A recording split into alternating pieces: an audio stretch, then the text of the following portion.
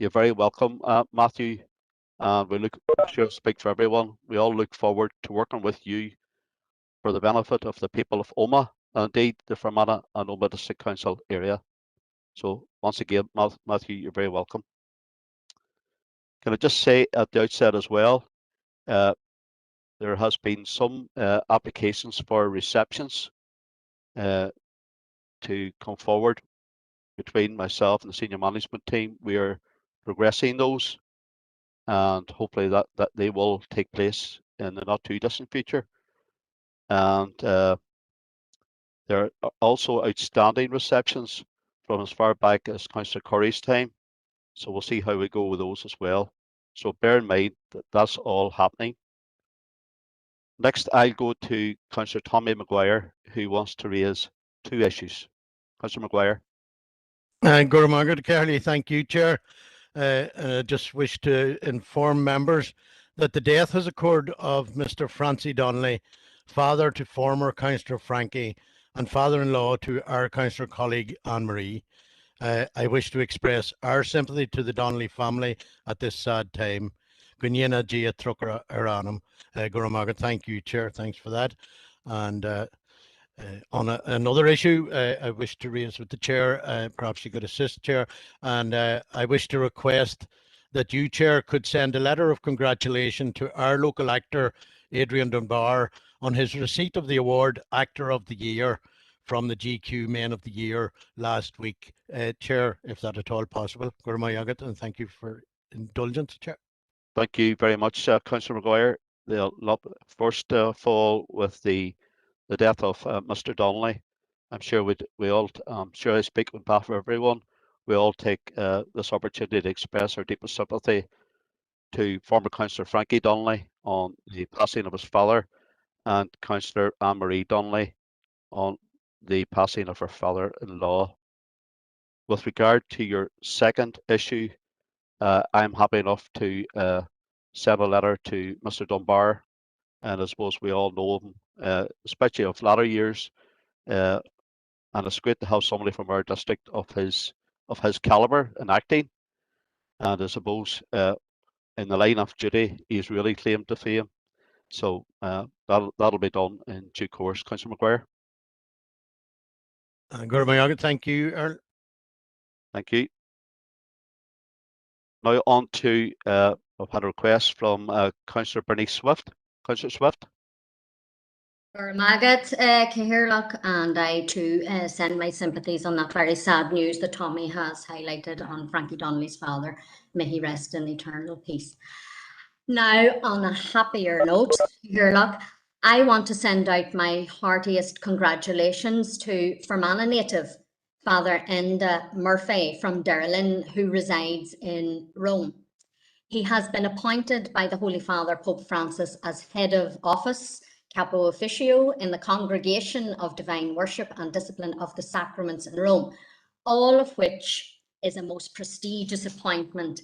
And I ask you as Council Chair to send a letter to Father Enda Murphy highlighting our collective praise, our very best wishes to him, along with wishing him much success and total happiness in his significant new role.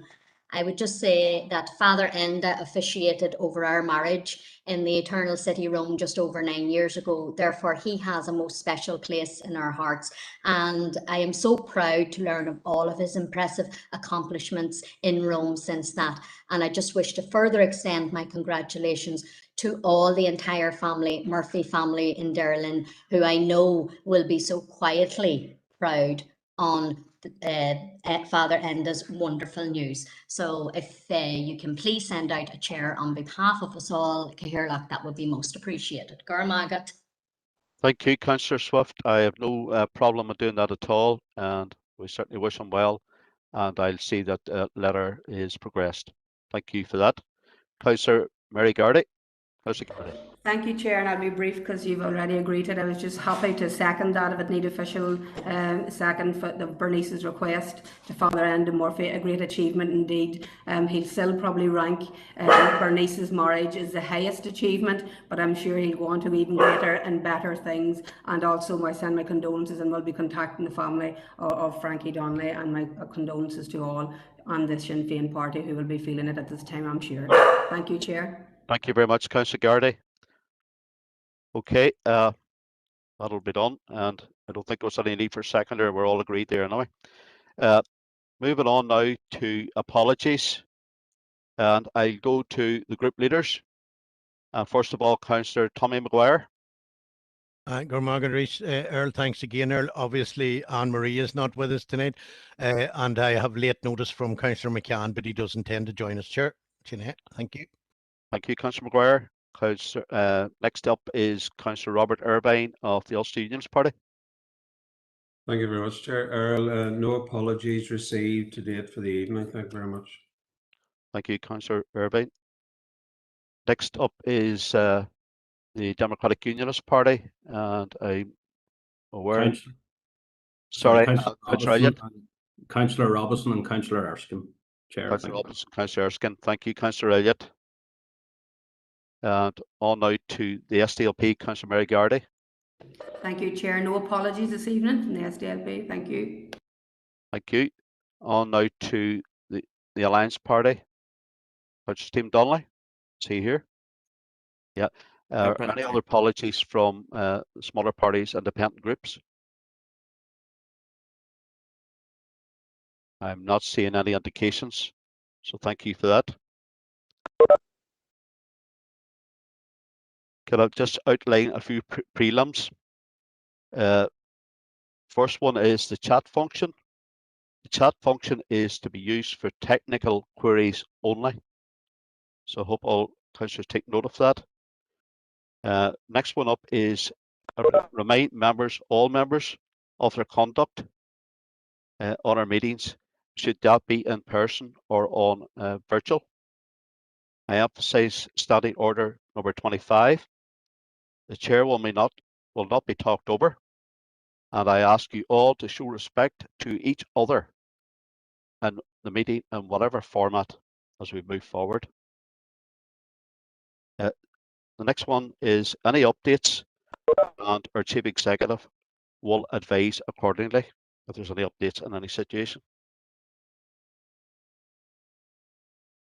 Motions, there are 4 motions this evening, and 3 of the motions had already been on the agenda, and I had agreed to allow them to come forward again. And there's a 4th motion, and due notice has been given to them all. To condense the meeting slightly, I would want to go, I don't think there's any need for to read out the motion.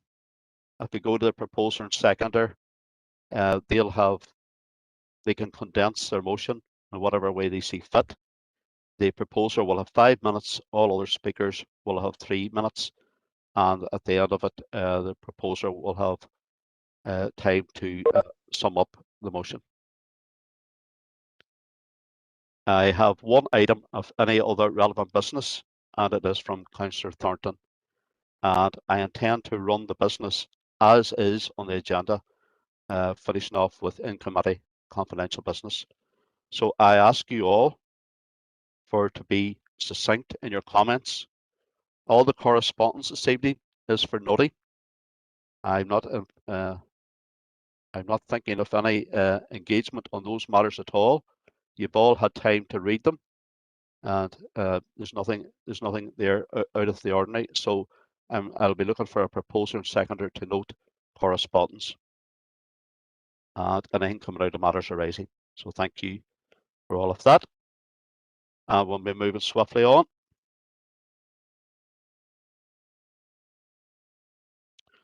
Can call on user 2 please identify yourself?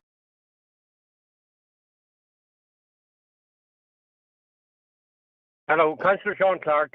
Councillor Clark, okay, thank you.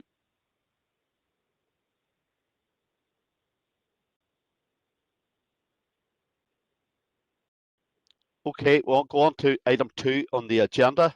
and asked to confirm and sign minutes, excuse me, of the council meeting held on the 29th of July 2021 and as paper A.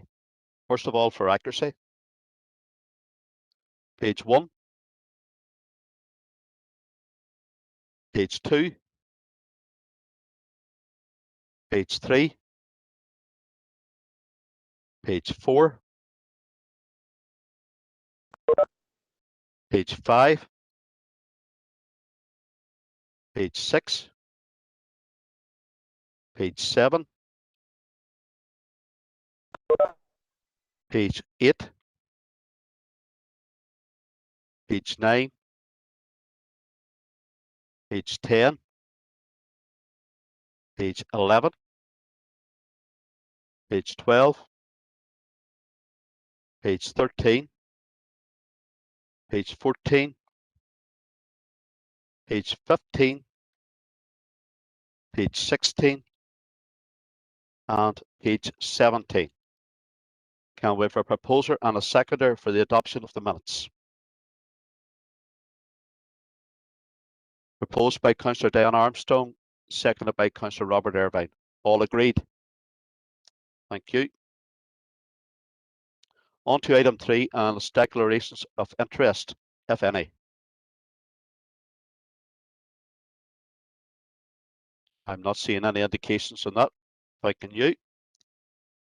Okay, on to matters arising, and that's and we'll go through them page by page, and that's for the minutes of Thursday 29th of July 2021 full council meeting. Again, page 1, page 2, page 3, page 4, page 4, Chief Executive. Thank you, Chair. Just two items here under item 5.6, St Mary's High School, Brala.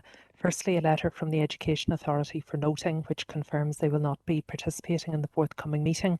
And also, Chair, in terms of that meeting, it's proposed that the date of Thursday, the 30th of September at 3 p.m. Would be the date that we would schedule the arrangements, if members are content. Okay, and can I first of all have a proposer and seconder for noting? Councillor Siobhan Curry. Yeah, I propose to note the letter, disappointing as it is, it's what we were expecting. And if I could just propose then the date for going ahead with the meeting on the 30th of September as well, please. Here, look, and just we did say at the last meeting that we would issue that invitation to both the CCMS and the EA again, and if they choose to snub it, that's up to them, but that we should send them the invite regardless. This is about the future of education in the area. They might develop an interest. Margaret, Chair. Okay, then thank you for that, Councillor Curry. So you've proposed that it's noted, and you've proposed the date for the meeting. And Councillor Anthony Feely. Thank you, Chair. And yeah, I know you didn't want any discussion. I'm going to be very brief. Only I don't usually talk much. I want to keep it very, Councillor Feely, can you second it first? Second yes, I'll second Councillor Curry. And you can second that the meeting takes place as proposed by Councillor Curry. Yes, I'll second that too. But I just bring your comments to a very, very succinct level. Yeah, I will. I just want to say something about the Education Authority here now, and I'm very disappointed they're not going to come to meet us, and we do need to discuss with them before, because before Brala did close and some of the other CCMS and more said there was going to be a very smooth transition period for staff and for pupils. Well, it has been nothing to be further more from the truth. There's been not only chaos since the children moved schools. The whole bus routes is all astray. There's nothing's done right. The letters came out from the Education Authority with times for buses. Kids were going to be supposed to be lifted at 20 to 8, and the buses were going up the road at 10 past 7 and 20 past 7. Kids in pure stress, starting a new school and changing the school, and would have been stressful enough about the bother of this buses, and it's been just inundated with phone calls about it all week. So I'm just very disappointed about that end of it, and I just think there should, even if come to discuss about that itself, I'm just very disappointed. But I just wanted to highlight about the told us we're going to smooth transition. It's any but, and some of the staff to change the job too has been very stressful on them too. But I just want to reiterate about the children here, the main people that's involved in this here. They've been standing on the roads in the mornings and the bus come by them after getting letters so supposed to be there. So I'm just very frustrated about it. So, but I'm happy to second Siobhan's two proposals. Thank you, Councillor Feely, and thanks for being succinct in your comments. Next up was Councillor Bernice Swift. Please do the same. Yes, Gurmagat Kahirlook, I'm in agreement, and there's no point in talking about me being disappointed any further. I think the responses have been unforgivable on the treatment of the people in the area, staff and pupils alike, and all who worked in the area, and those who will be adversely impacted by the lack of economic development and sustainability in the area. Now, I am hopeful that the meeting upcoming on a range of options considered for this area will include cross-border educational arrangements, and we're already working on that. And we mean to hold the sustainability of education in that area for the future going forward. And councillors have made the point in the recent past. Now was most definitely the time to consider that with this unfortunate ongoing global pandemic. And I feel all agencies failed to reach that sensible and practical arrangement. However, the councillors who remain convicted and interested in this issue will protect our educational rural services in this part of Ireland West. Guramagat. Thank you very much, Councillor Swift. Councillor Adam Gannon, same goes for you. Thank you, Chair. I will keep it brief. Obviously happy with the proposals that have been made there by Councillor Curry, and as she said, the Education Authority refusing our offer here. Disappointing, but to be expected really at this point. I think there's an opportunity here in these discussions to do something different, to try and really pioneer a new model for cross-border education and rural education in particular. Maybe the Education Authority don't want to do that, but that would be a real shame and lack of ambition from their part. So I hope we get lots of interest in that meeting when it comes forward. And the other thing I want to touch on is what Councillor Feely had brought up about transport. The EA in this letter kind of are saying they don't have any responsibility for the pupils here. It's from St Mary's, but they have a massive responsibility. Transport hasn't been sorted. Some parents have contacted me saying they have had no transport. They've had to drive to Enniskillen, back again twice in the day just to get their child to and from school. That's the type of thing that also needs to be discussed in any meetings, how we arrange transport. But that's the wider issue, Chair. But hopefully we'll see a change of heart from the EA and get a few other stakeholders involved in it. But I'll leave it there, Chair. Thank you. Thank you, Councillor Gannon. And last speaker on this issue is Councillor Donnelly Coffey. Councillor Coffey. Thank you, Chair. Yeah, and I just have to say that my understanding is that drivers were being asked, bus drivers, school bus drivers were being asked to quantify the need for services, how many children would be involved, and it's startling, frankly, that you would be in the situation where drivers were expected to come up with accurate estimates, and it just shows you the sort of chaos of the way in which this is all proceeded. And I just have to say, though, we cannot absolve the Stormont executive of this. It isn't the Education Authority doing it on its own bat. It's doing it on the policy guidelines and frameworks established by the Stormont executive. And these are tearing the heart out of rural education, just as they're tearing the heart out of our rural communities generally. So the parties that are responsible attempt to speak out of both sides of the mouth on this issue, but the reality is that the local community is paying. So thanks, Chair. Thank you, Councillor Coffey. Okay, can you all lower your hands? And thank you. Councillor Feely, can you lower your hand? So it's been proposed and seconded for noting, and proposed and seconded the meeting takes place on that date. All agreed? Thank you. Moving on with the minutes for matters arising, and we were on page 4, page 5. Yes, Chair. Chief Executive. Thank you, Chair. Just item 5.8, Chair, to highlight to members, we have 3 letters for noting. The first response from the Western Health and Social Care Trust. Sorry, this all follows on from the recently adopted motion on defibrillators. The second from the Public Health Agency, and also just to refer members to the other correspondence folder, Chair.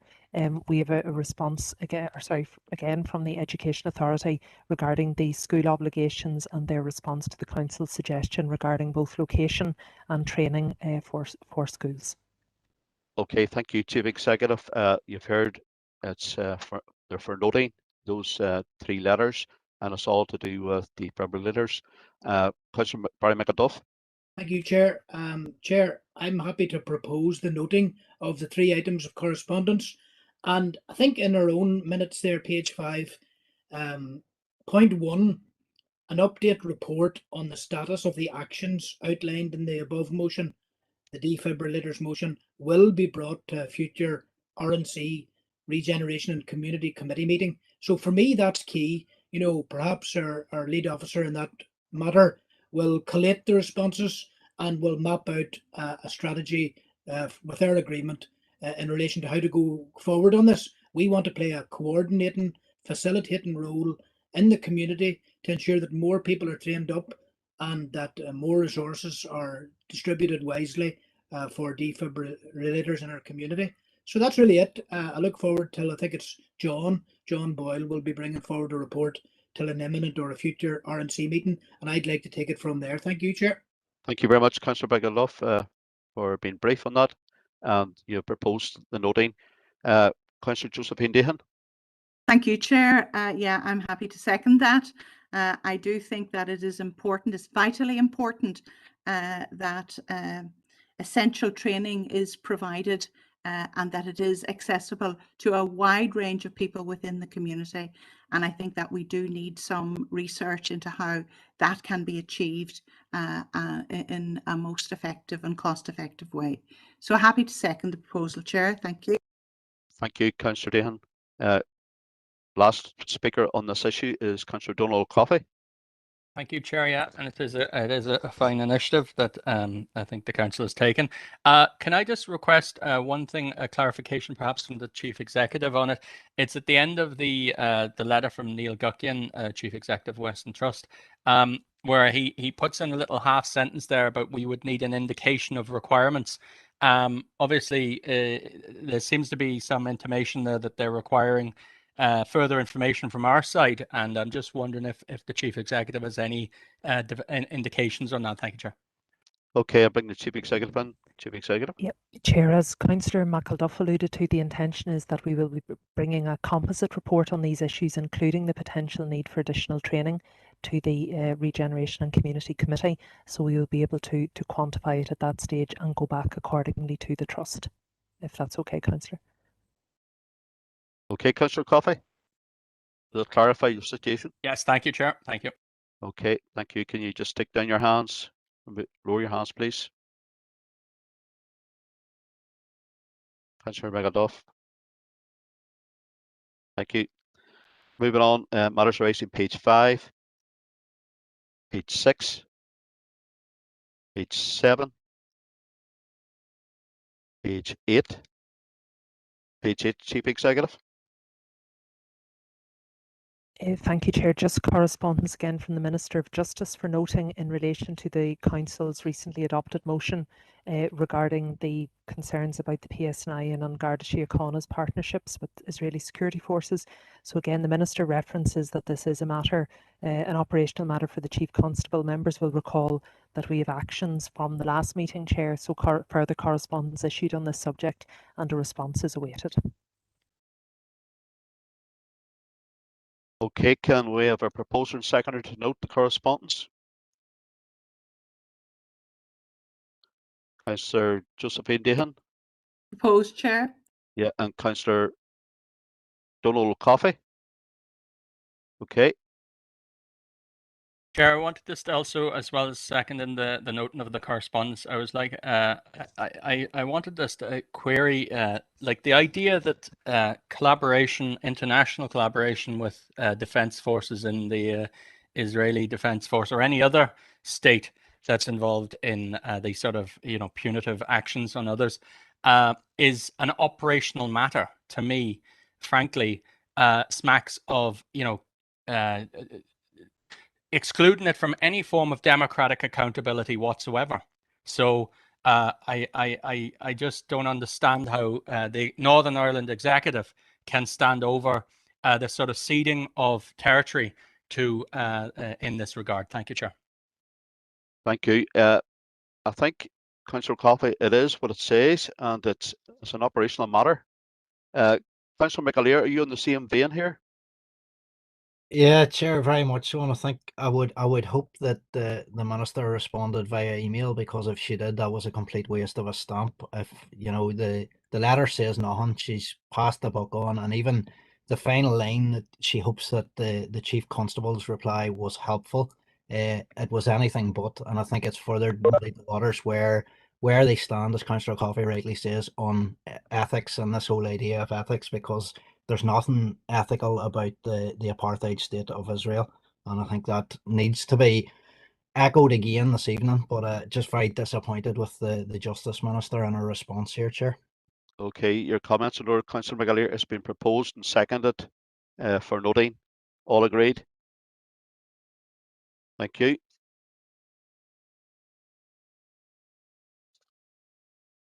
Councillor McCloughy? You're down again. Oh. I had wanted to speak on that last subject, but you've gone over it now. No, go. That's okay. We'll move on. Can I speak on it? No. I would rather you didn't now, because I'm trying to push through the agenda here. It's just that I mean. Sorry, Councillor Coffey, or sorry, Councillor McCloughy. Even if you make your comments very succinct. Yeah, 2 lines, 4 lines actually. It's just that it wasn't made clear. Roxanne is a search program running from September 2019 for 36 months. It's an abbreviation for Real-Time Network Text and Speaker Analytic for Combating Organised Crime. It is led by the International Police Organization, or Interpol. 194 member states they represent. Roxanne project has 24 partners, including some police services, universities, and security companies from the industry of security. And this wasn't made clear. The PSNI and Garda Síochána would be an obvious partner in this, as in we're an island with a land border, and we have limited numbers of airports and ports to allow people to enter and exit the country, so it'd be easy to follow and track them. So I can see why we would be involved in that, but I can't see what our input would be to the security situations in Israel and how that would affect this programme. Thank you very much for being succinct there, Councillor McCloughy. And I'm not letting you in, Councillor McAleer, again. That's that subject finished. It's been proposed, it's noted and seconded, and we've all agreed. Moving on. Page 7. Page 8. Page 9. Page 10. Page 10, Chief Executive. Thank you, Chair. Just again for noting correspondence from Northern Ireland Screen regarding the Council's letter in terms of film locations, and confirming that this is the responsibility of Northern Ireland Screen as opposed to the Arts Council. Okay, our proposer and seconder a note. Councillor McAleer. Yes, Chair, if I could just happy enough to propose the noting. Just it's disappointing that the only Tyrone location mentioned is the Ulster American Folk Park, and I know in our letter we'd mentioned the Sperrins area of outstanding natural beauty, the Gorting Glens and Craig, and I'm sure there's plenty of spaces in West Tyrone that could be on that list as well. So just a wee bit disappointed that with the full scope maybe wasn't mentioned there or recognised, but happy enough to note the correspondence, Chair. Thank you very much, Councillor McAleer. Councillor McAduff. Can I second the noting of the correspondence, Chair? But I think that to take this seriously, I think what we should do as a council is we should do our own research on suitable locations within our district for filmmaking. I mean, earlier there was reference by Councillor Maguire to the achievements of Adrian Dunbar, not least. Is there a potential line of duty tour of Enniskillen as a consequence of that? But my point would be this now. I propose that we have an informal meeting with both NA Screen and Fish Erin, because this could actually mean jobs for people in our district. You know, you might think it's about the arts, but the arts equals jobs. The arts are inherently good, but they equal jobs. So I'm proposing that, and take a little bit of time to get this right, a little bit of research on the part of the council, how we can maximise the potential for our people of attracting film making locations. And Chair, I'm particularly reminded that when the First Minister and Deputy First Minister hit the ground, certainly in the case of Martin McGuinness and Peter Robinson, they were very high profile in this matter. When they hit the ground running in the United States of America, they met filmmaking companies as a first protocol. So let's bring some of that work back home. Let's bring it back home to our district. So I think we can take this a little bit more seriously than just correspondence, and we should have an informal meeting in a few months' time so that adequate research is carried out about its potential for job creation in our district. I mean, I'm aware of a young woman from Mid Tyrone who was the wardrobe manager in the Game of Thrones and had a huge budget for that work. There's work out there to be got for our people, and why can't it be in Tyrone and Fermanagh? So I'm proposing an informal meeting with both organisations that have this duty in the island of Ireland, NI Screen and Fish Erin, and it's on the back of research and evidence built up by the council. Thank you, Chair. That's my proposal. Thank you, Councillor McAuliffe, for your proposed noting and made that proposal that an informal meeting takes place. Councillor Chris McCaffrey. Margaret Cahill, thank you, Chair. I'm happy to second that proposal of Councillor McAuliffe. I think it's definitely a worthy thing to pursue. I'm also aware of several filmmakers and production companies that are very keen to decentralise, and in particular around the Fermanagh, Tyrone, Cavan, Leitrim area, where there's an abundance of film locations and potential sites for production companies and so on. So I'd be very interested in bringing a lot of energy into this proposal, and I'm delighted that Councillor McAuliffe has brought this to the council. Thank you very much. So proposing seconder for noting and also for the meeting. If you can be very succinct, Councillor O'Coffey. Yeah, thank you, Chair. I won't repeat the positive and well-made remarks of the former three speakers there, but I think that this response is actually very concerning. The idea that, you know, big film companies with multi-million, if not billion-pound budgets are unwilling to have a night away from Belfast is ludicrous, frankly. And you only have to think of the major blockbusters which have been filmed in the likes of Donegal to just consider the realities on the ground in terms of this industry. This is a very high return if we can attract them. So I'm very supportive of that. And I just don't understand the final line of the response, which is basically for good or bad, Northern Ireland Screen has the responsibility for screen industries with the Arts Council off the hook, says the chief executive. So it seems that this is, we're entirely reliant on one body, which demonstrates in this response a complete lack of vision or ambition for our area. Thank you, Chair. Okay, thank you for that. Councillor Swift.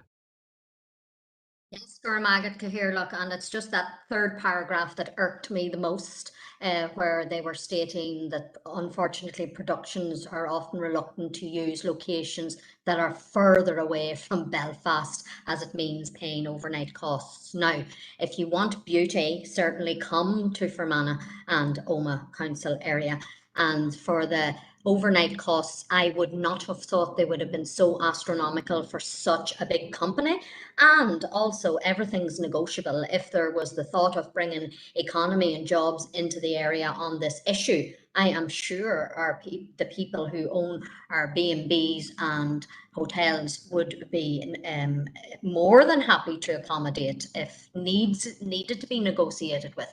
I spent quite a few days during the summertime directing people to the filming that was going on in the Big Dog and Little Dog Forest, and it was great to see the activity in the area, and we look forward to that being produced. And again, the beautiful Polygonum cave in Bow that was used by Dylan Quinn on his outdoor arts. So there are many, many areas that can be used, but I do not accept this as a paltry reason to not come to the area. And I think really that point should be made back before we even have our meeting, because there needs to be definitely more willing engagement in all of this. Guramagat. I'm very happy to support Councillor McElduff's proposal too. Guramagat. Thank you, Councillor Swift. Your comments have been well noted, and I'm sure that Chief Executive will take all of that on board. It is proposed and seconded for noting, and proposed and seconded that we have a meeting, Northern Ireland Screen, Fish Earn and Fish Earn. And I think we're all agreed on that. Yep. Okay. Thank you. Page 10. Page 11. Page 12. Page 12, Chief Executive. Thanks, Chair. Just 3 letters in relation to item 14.2, which was regarding the universal credit and legacy benefits, and specifically the uplift. So, Chair, the letters that we have are from the Minister of Finance. We also have a response from the Department for Communities, and that is in your other folder. So in summary, the Finance Minister's letter is referencing what we had highlighted in our letter, that the Minister for Communities has continued to lobby for the uplift and his support for the Minister in that regard. The detailed letter then that was received from the Department for Communities goes on to, I suppose, expand on those representations, but it also advises that there is no plan to extend the temporary universal credit uplift to legacy benefits, and details the rationale for that, Chair. Okay, you've all had the correspondence and the piece of it in the other folder as well. So I'm looking for a proposer and seconder to note the correspondence. Councillor Donnelly Coffey. Yeah, thank you, Chair. I'm happy to propose the noting of the correspondence, but in doing so, I'd like to bring forward a follow-on proposal, really. The correspondence is absolutely dire, and we all know the huge impact that universal credit top-up has had for those in the greatest poverty at the moment with the COVID lockdown, and poverty is at a horrendous rate at the moment, and people have got a lot. It's been a very, very tough time for a lot of people at the bottom end of the income spectrum, and in particular those who are dependent on universal credit, but this has got them through to some extent, and now we're going to see it removed. So I would like to propose that we go back to Minister Murphy, who absolutely refused to engage with our proposal as a council, that the executive itself, as they had with regard to the social welfare so-called reform coming out of the Tories, that they extend, like they did with the social welfare protections for those in Northern Ireland at least. We don't have to follow everything that the Tories do in London. We'd like to see the executive itself find the wherewithal to protect those most vulnerable people in Northern Ireland by raising, at least retaining this benefit and extending it fully across those for universal credit. So that's the proposal. Thank you, Chair. Thank you. And you have proposed the noting and made that proposal. We go back to Minister Murphy. Have a seconder for noting, Councillor McAleer. Yeah, Chair, on note, I'm quite happy to second Councillor Coffey's proposal there. I think just reading the responses that we've received, it's hard to understand where these responses have come from, because they seem more intent on praising the minister as opposed to actually reading the letters that we have sent and taking on board the requests that we've made. Now, whatever the reason behind that, I really don't know. In particular, in relation to the second letter, the one that was received laterally from signed by Paddy Rooney, where he notes near the end of the letter, in recognition of the difficult circumstances which so many are facing as a result of the current crisis. Now, I'm not sure if he's referencing COVID in that, or if he's referencing the Tory-led austerity, which has been fully supported and implemented by the establishment parties up in Stormont. He doesn't really make that clear, but it's something that's had a huge impact on the, as Councillor Coffey rightly says, the most vulnerable in society. And I think the fact that the minister's completely ignored the question that was put to him and the request that was put to him speaks volumes. So I think it's vitally important that we go back on that issue. So I'm very happy to support and second that call. Thank you, Chair.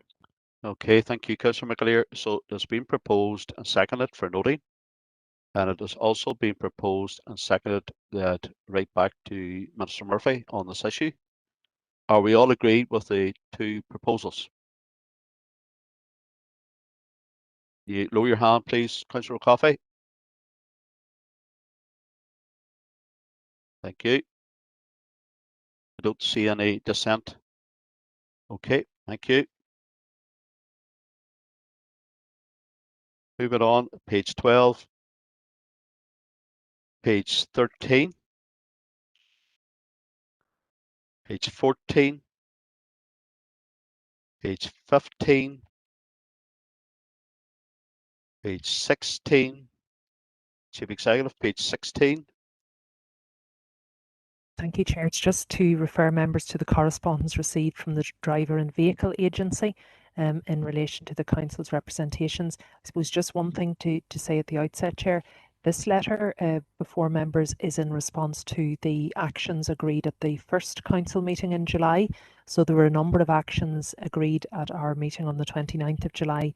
Further correspondence is issued, but just to advise that this references our letter of the 15th of July in its response. Okay, thank you again, Chief Executive. Obviously, this letter, you've had it for a period of time. It is for noting. Can I have a proposer and seconder, Councillor Chris McCaffrey? Thank you, Chair. Well, I just very quickly want to make a few comments here because and I'm aware that it's from the earlier letter that was sent from the Council. And again, we had full agreement in that Fermanagh does need a theory test centre. Just recently, I've been helping more constituents trying to get their theory test, and the centre in Omagh is full to capacity. Again, there are no appointments available for September or for the following months. And I think it's just a disgrace that it's already bad enough that Fermanagh people are expected to travel outside of the county up to Omagh, and that one centre caters for the county of Tyrone and for our county. But to expect people, it says it again in the third paragraph, that a temporary test centre in Ballymena was opened to increase the level of availability further. Well, who exactly does that help? It doesn't help anybody in our rural area. And again, it is discriminatory towards our county, which is the Fermanagh, which is the only county that does not have its own centre. So I will note the letter, but I'm also not impressed that I see it was written to Paul Duffy, the Chief Executive of the DVLA, and I see that we've been given a response back from customer service agent. So again, that just shows the level of disregard that I think our council and our council area is shown by some of these departments. And it does reference that on the 3rd of September, DVA are testing back in-house. There's a duty then therefore on the DVA and the Department of Infrastructure. This service can be offered by the department. There's absolutely no reason why a service cannot be provided in Fermanagh. And if they don't provide one here, they need to tell not only the elected representatives, but tell the electorate of Fermanagh why we can't have a centre when every other county in the 6 counties has one. Gurmagat.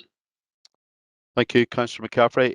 And your proposed of the noting and your comments have been well made. Seconder, Councillor Curry, Siobhan Curry. Yes, Gurmagat Cairley.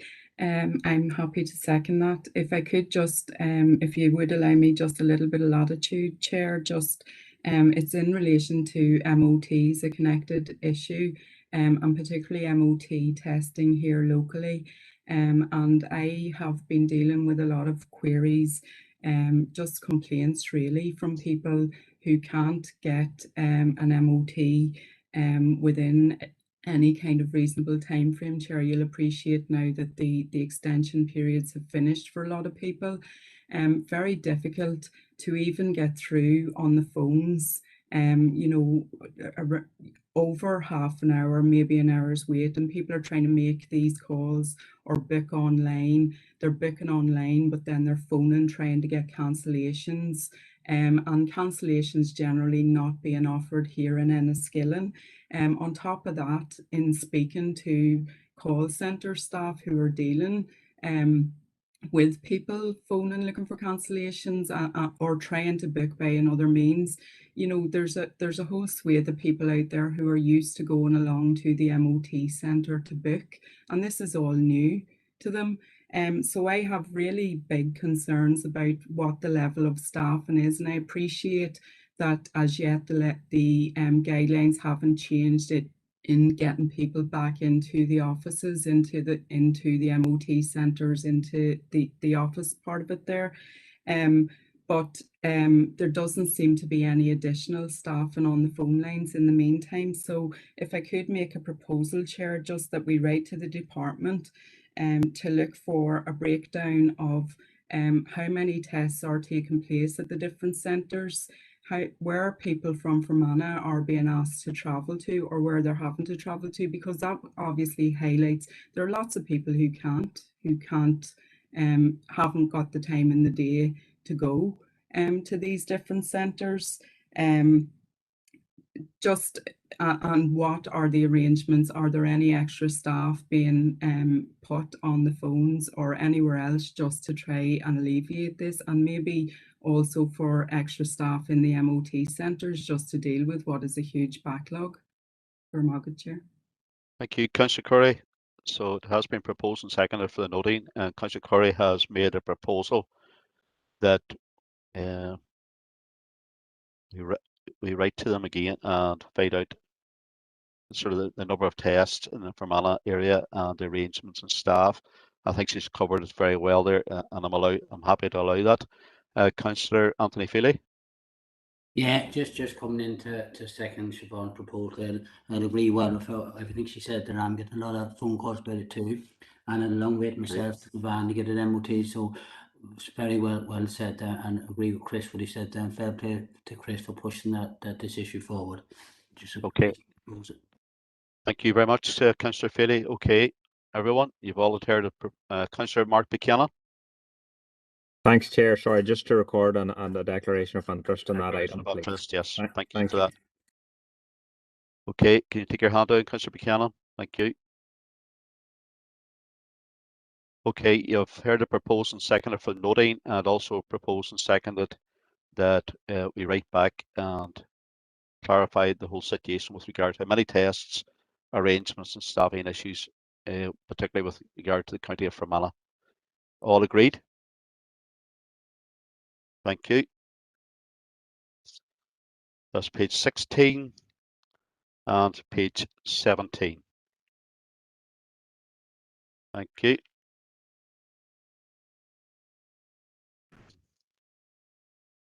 Okay, on to item 5.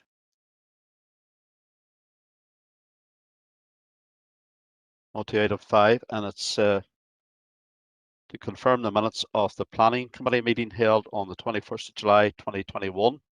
And you've all had these. So paper B, and first of all, for accuracy, page 1, page 2, page 3, page 4, page 5, page 6, page 7, page 8, page 9, page 10, page 11, page 12, page 13, page 14, page 15, page 16, and page 17.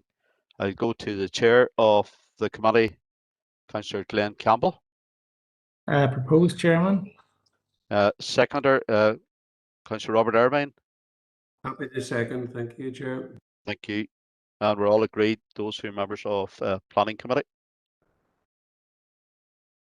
Okay, we are now on to Correspondence Item 6. And again, it's... Sorry, Chair, apologies. Just prior to moving on from the planning, in relation to point 12, it references... Sorry, I can't allow you in now, Councillor McAleer. Sorry. Chair, that have my hand up. Sorry, I've been advised. Okay? Just don't... Chair, and my hand up. Sorry, Councillor McAleer. Please take down your hand. Oh, sorry, unfortunately, it doesn't help me much now this time. Sorry.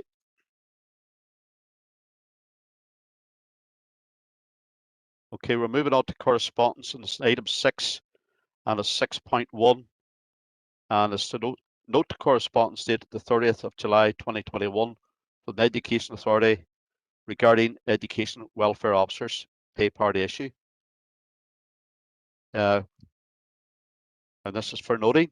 Councillor Alex Baird. Chair, it was in 6.2. I know you talked about things being noted, but there's something imperative that needs to be said in 6.2 when you come to it. If you give me permission, Yeah, we're not there. We're not there yet, but we'll come to it. As I say, I thought the reason why my hand was up, I thought you were taking all correspondence together. So we're going through each one, but I'm determined to move on here. But okay, my comments will be short when it gets to 6.2. That's grand. Okay. Can we propose and seconder for the noting of the EA correspondence? Item 6.1. Councillor Coffey. Yeah, thank you, Chair. I'm happy to propose the noting of this correspondence, and in so doing, I just want to raise the fact that this is an absolutely disgraceful response yet again, where the chair of the has basically passed it over to someone else to respond to, and he completely failed to address the fact that this is an ongoing dispute. Which we had addressed and correctly so, and I'm very happy that the council is supporting these workers who are seeking basic pay parity. But the 250 children in our district council area are not receiving the care and support they require as a result of policies which are basically undercutting the rate of pay that is appropriate for these workers, and causing a staffing crisis as a result, because they'll just go and get other jobs doing the same job for thousands of pounds more. So it's an absolute disgraceful response, but I do hope we get something eventually from Mrs. Una Turbot, as he is pointed out. Thank you, Chair. Thank you, Councillor Coffey. Councillor Hurd Thornton. Happy to second noting, Chair. Thank you very much, Councillor Thornton. Okay, on to item 6.2, and it's to note correspondence dated the 30th of July 2021 from Donegal County Council regarding the defective concrete block grant scheme. And I know Councillor Baird, so I'm going to allow you in first. This is for noting, but I'll allow you to make some comments. Yeah, thank you, Chair. This is it's very worrying that people with holiday homes are being treated differently than people who have primary residences. The scheme for compensation is aimed only at people who have their houses as prime residence. Now, the holiday makers from our area, and probably right across Northern Ireland, who have holiday homes in Donegal, have contributed to the economy there. And to my mind, it's discrimination, where some people are being offered compensation while others aren't. Now, what has come up as a result of the Chief Executive of Donegal Council, or the County Manager rather, of this working group set up by the Minister of Housing, Local Government and Heritage. It's the first I've heard of that, and I'm sure it's the first others. So I would propose that this council writes, probably the best way is direct to the Minister of Housing in this working group, pointing out the predicament that holiday makers are in, and that they should not be discriminated against and should be treated fairly on a level playing field as with others whose houses have deteriorated. I make that as a proposal. Are you happy to propose the noting of the correspondence? I'm happy to propose to note the document, the date, but that needs to be done. It's a serious issue for a lot of people. I have great concern for anybody who has a house there that's falling apart. Okay, thank you for that. Next up is Councillor Coffey, and we need a seconder for noting, first of all. I had my hand up from last time, but I'm happy to second the note. Okay, thank you. Councillor Barry McAduff. Can I second Councillor Baird's proposal? It's a subject I'm very interested in. I've been lobbied by local people who find themselves in this predicament of owning a home in County Donegal that has crumbled. Their home has crumbled because of the defective blocks. Now, I wonder, is there any scope for us raising this issue again with Donegal County Council in a joint meeting that we have on Thursday, the 16th of September? If so, I would hope that that could be the case, that we would discuss it further there. But I'm seconding Councillor Baird's proposal, particularly because it's highlighting the relevancy of this issue for our people, for our people that live in our district, to the working group. Thank you, Chair.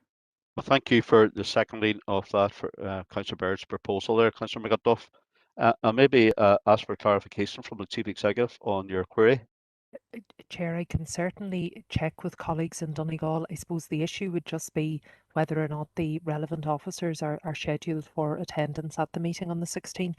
But what I would suggest, in the event that they're not, we could certainly, it could be referenced at the meeting with a view to a subsequent discussion if Councillor McElduff was content. I know there's a particular unit within Donegal County Council who are dealing with this issue. Yeah, thank you, Chair, on that Okay, course. thank you, Councillor McElduff. Chief Executive. Okay, can Councillor Baird, Councillor McElduff remove their hands? Yep. Stick your hands, please. Thank you. Right. And we're all agreed with the noting and correspondence, and also with the proposal made by Councillor Baird and seconded by Councillor McElduff. All agreed? Thanking you.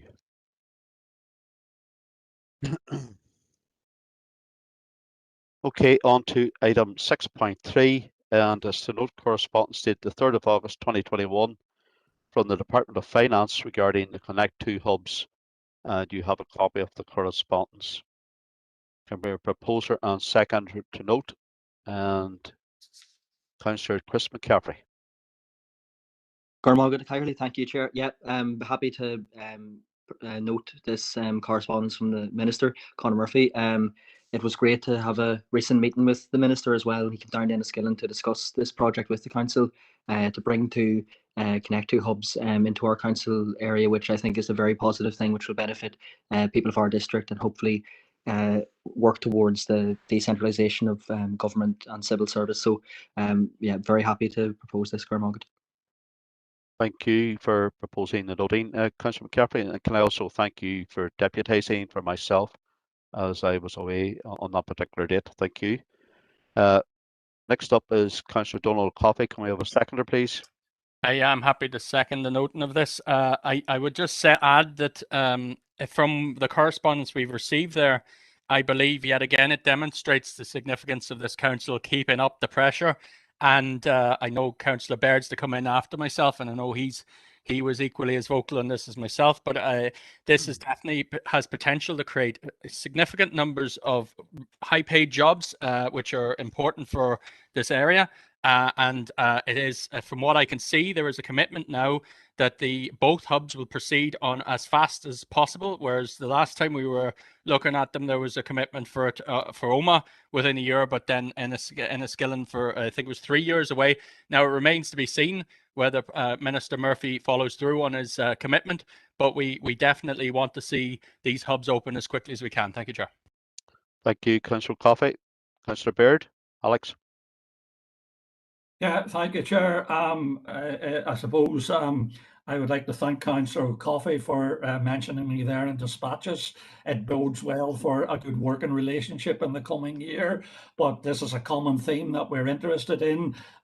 Chris there mentioned about jobs. I think it's wider than just jobs. It's the effect on the environment, the cut down in carbon footprint that can be made where folk don't have to travel long distances, can work on these hubs. So it's wider than just the economy. As I say, the environment aspect of it has to be taken into account as well. And again, I know the Chief Executive and the officers will keep an eye on this, but we've got to keep pressure on to get this done. I know we were, from an Enniskillen point of view, we're talked about 2-3 years away. If I could ratchet it up, I think it would make an awful lot of sense. Thank you, Chair.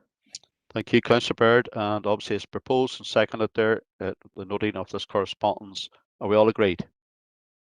Thanking you. You can take your lower your hand, please, Councillor McCaffrey. Thank you. Okay, on to item 6.4 correspondence, and to note the following items of correspondence from the Department of Agriculture, Environment and Rural Affairs, DAERA. And the first piece of correspondence is dated the 3rd of August 2021 regarding Owen Calloo SEC Draft Conservation Management Plan, and it's for noting. Councillor McAleer. Yeah, Chair, I'll propose to note this. I think it's just in the vein of this particular minister that it's another very disappointing response, unfortunately.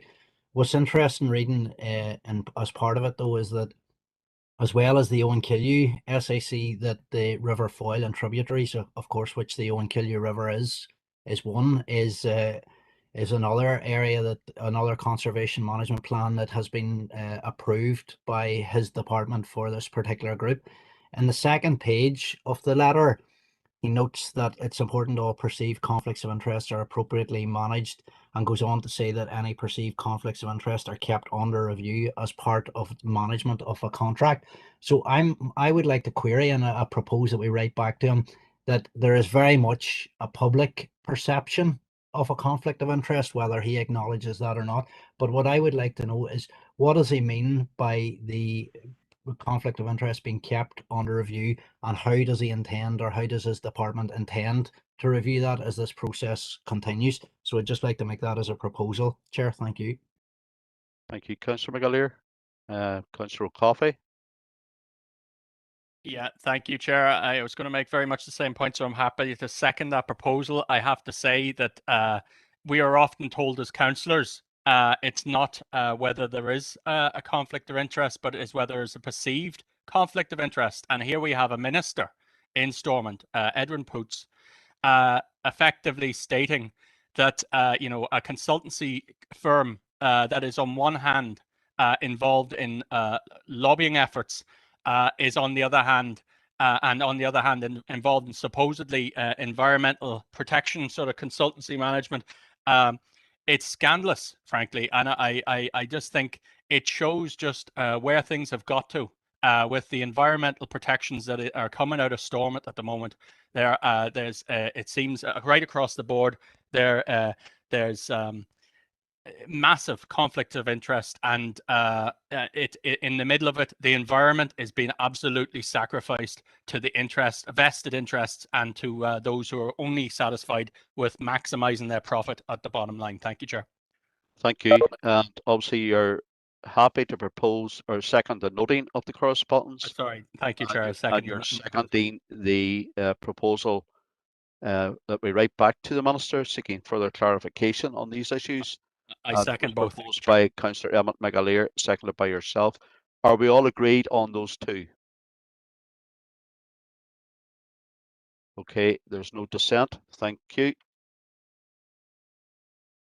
On the second piece of this correspondence is 6.4.2, and it's correspondence dated the 24th of August 2021 regarding the protection of native honeybees. Are you coming in? And this is for noting as well, Councillor Donnelly Coffey. My apologies, my hand was left up, but I'm happy to second that. Propose to note that. Thank you, Chair. Thank you. Councillor McAleer. Yeah, Chair, I'll second the noting, but I'd like to make a further proposal. Just again, extremely disappointed with the response from the Minister. And he states that there's a reason why it wasn't classified as a priority species due to the degree of human management. But I would propose that we actually write back to the Minister and query what level of consultation did his department open into or work into with the local beekeeping association or local beekeepers associations, because I think this call was actually raised with me by a number of the local beekeepers associations, and I think the idea that on the one hand he seems to be showing some knowledge or some appreciation of the native honeybee, but on the other he's not willing to step up to the plate and actually offer it the protection that it needs, is quite concerning. So I'd just like to return the correspondence and say, what consultation, what correspondence has his department entered into with local beekeeping associations? And I think if he actually took the time to sit down and speak with them and listen to the arguments why it would be included, I think there may be a different outcome to this. So I think it's something we should pursue, Chair, and hopefully we'll get the support again, because members have been very supportive on this issue. Thank you. Thank you, Councillor McAleer, for seconding the noting and making that proposal. Have we got a seconder for Councillor McAleer's proposal that we write back to the Minister seeking basically further querying the consultation process? I'll second that. Yeah, You're Gor happy to Mágat second, you're happy to yeah, second that, okay. Councillor John comment as well. Sorry, go ahead. Yeah, thank you. No, it's just to say I'm also concerned at the failing of the Minister to include the European dark honeybee or the Apis mellifera to afford it special protective status. I don't know what extent of criteria he used in making that decision, but I do think it does need to be reconsidered. And that last line there is very bluntly says there are no current plans, which I think in light of we know the emergency that is currently affecting this species of bees, and I think it's important that would be reconsidered. So happy to support Councillor McAleer and his proposal. Gor Mágat. Okay, thank you. And last speaker on this issue is Councillor John McCloughery. Thank you, Chair. I was going to second it, but totally agree. I've also been approached by beekeepers and some representatives of the organisations, and they are concerned too, given the particular. I don't have the linguistic skills of Councillor McCaffrey, but the European dark honeybee is the best I'm going to go. But it does need protected. It is unique to this island and needs protected. Okay, thank you, Councillor McCloughery. And I see Councillor Swift giving the thumbs up there as well. Okay, can you lower your hand, please, Councillor McCaffrey? Thank you. Okay, you've heard the proposed and seconded, noting the correspondence. You've also heard the proposed and seconded and supported that we write back to the Minister seeking further clarification on issues. All agreed? Thank you. Move now to 6.5 and its other correspondence. Chair, there are 3 items of correspondence. 2 have been dealt with in the course of the agenda, but just to say the first item dated the 2nd of September from the Department for Communities is just to confirm now that the regulations to allow the continuation of virtual meetings received royal assent on the 26th of August 2021.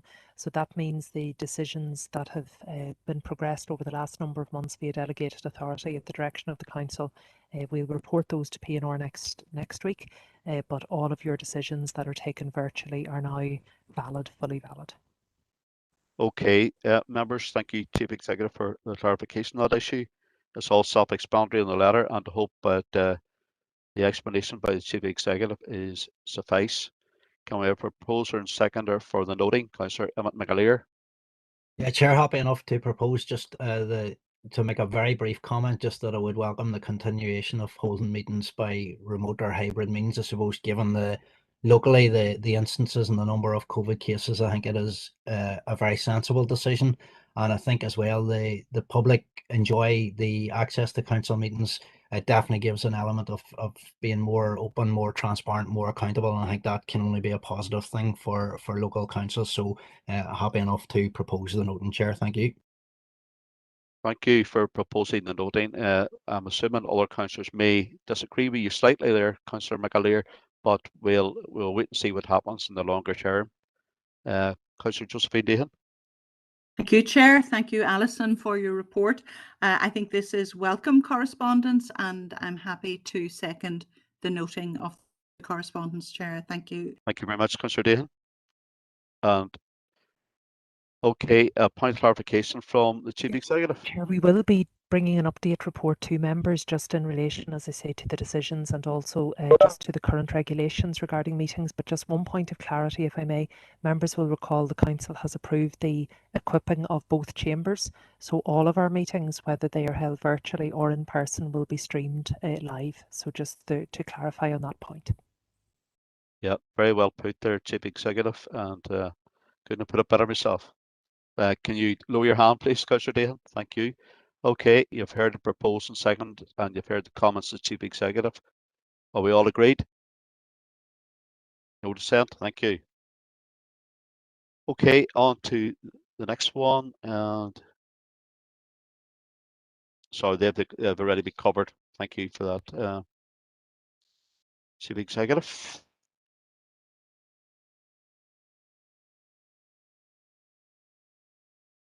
On to item 7, and it is notices of motion. The first one is 7.1, the right to switch off. Now, as I said at the outset of the meeting, I want to condense these. I don't think there's any call for the motion to be read out if the proposer, Councillor Gallen, and the seconder, Councillor Blake, can bring their comments to the meeting at this time. Thank you. Councillor Gallen, you have 5 minutes.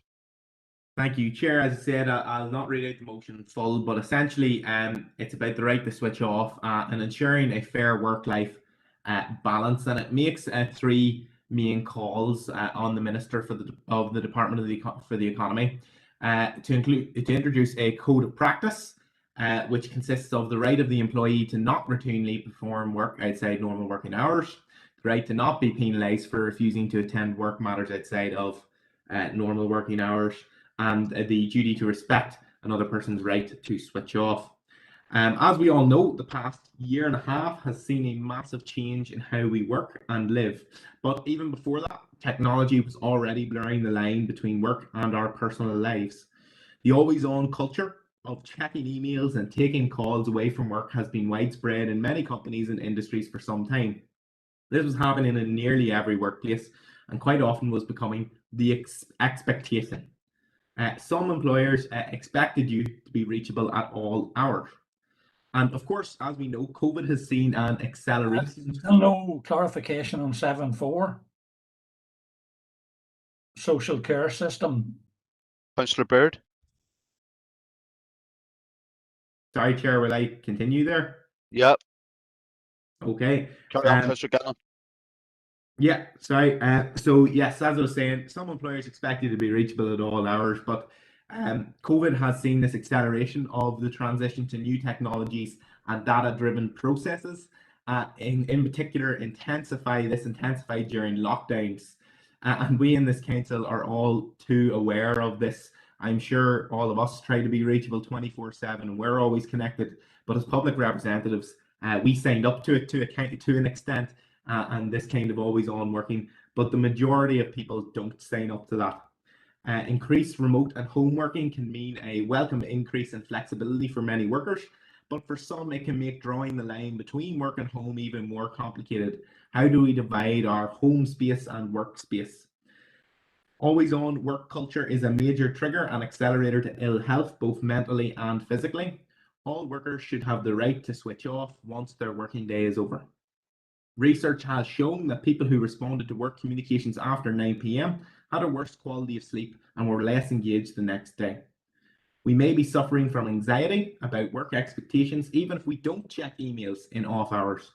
Research also suggests that the mere expectation of being in contact 24/7 is enough to increase strain for employees and their families. It may even get to the point for some that hearing notifications on their phone gets them worried or thinking about work when they should be thinking about themselves, family, or social activities, as you hear a notification go through just there now. The right to disconnect is about defining how technology affects us and ensuring a fair work-life balance. It builds on our values of ensuring that flexibility works for workers as well as employers. Technology has no doubt brought positives, but we need to be aware of the potential negatives. Almost all workers in Northern Ireland would benefit from a code of practice aimed at promoting better work-life balance, especially those working exclusively from home during the pandemic.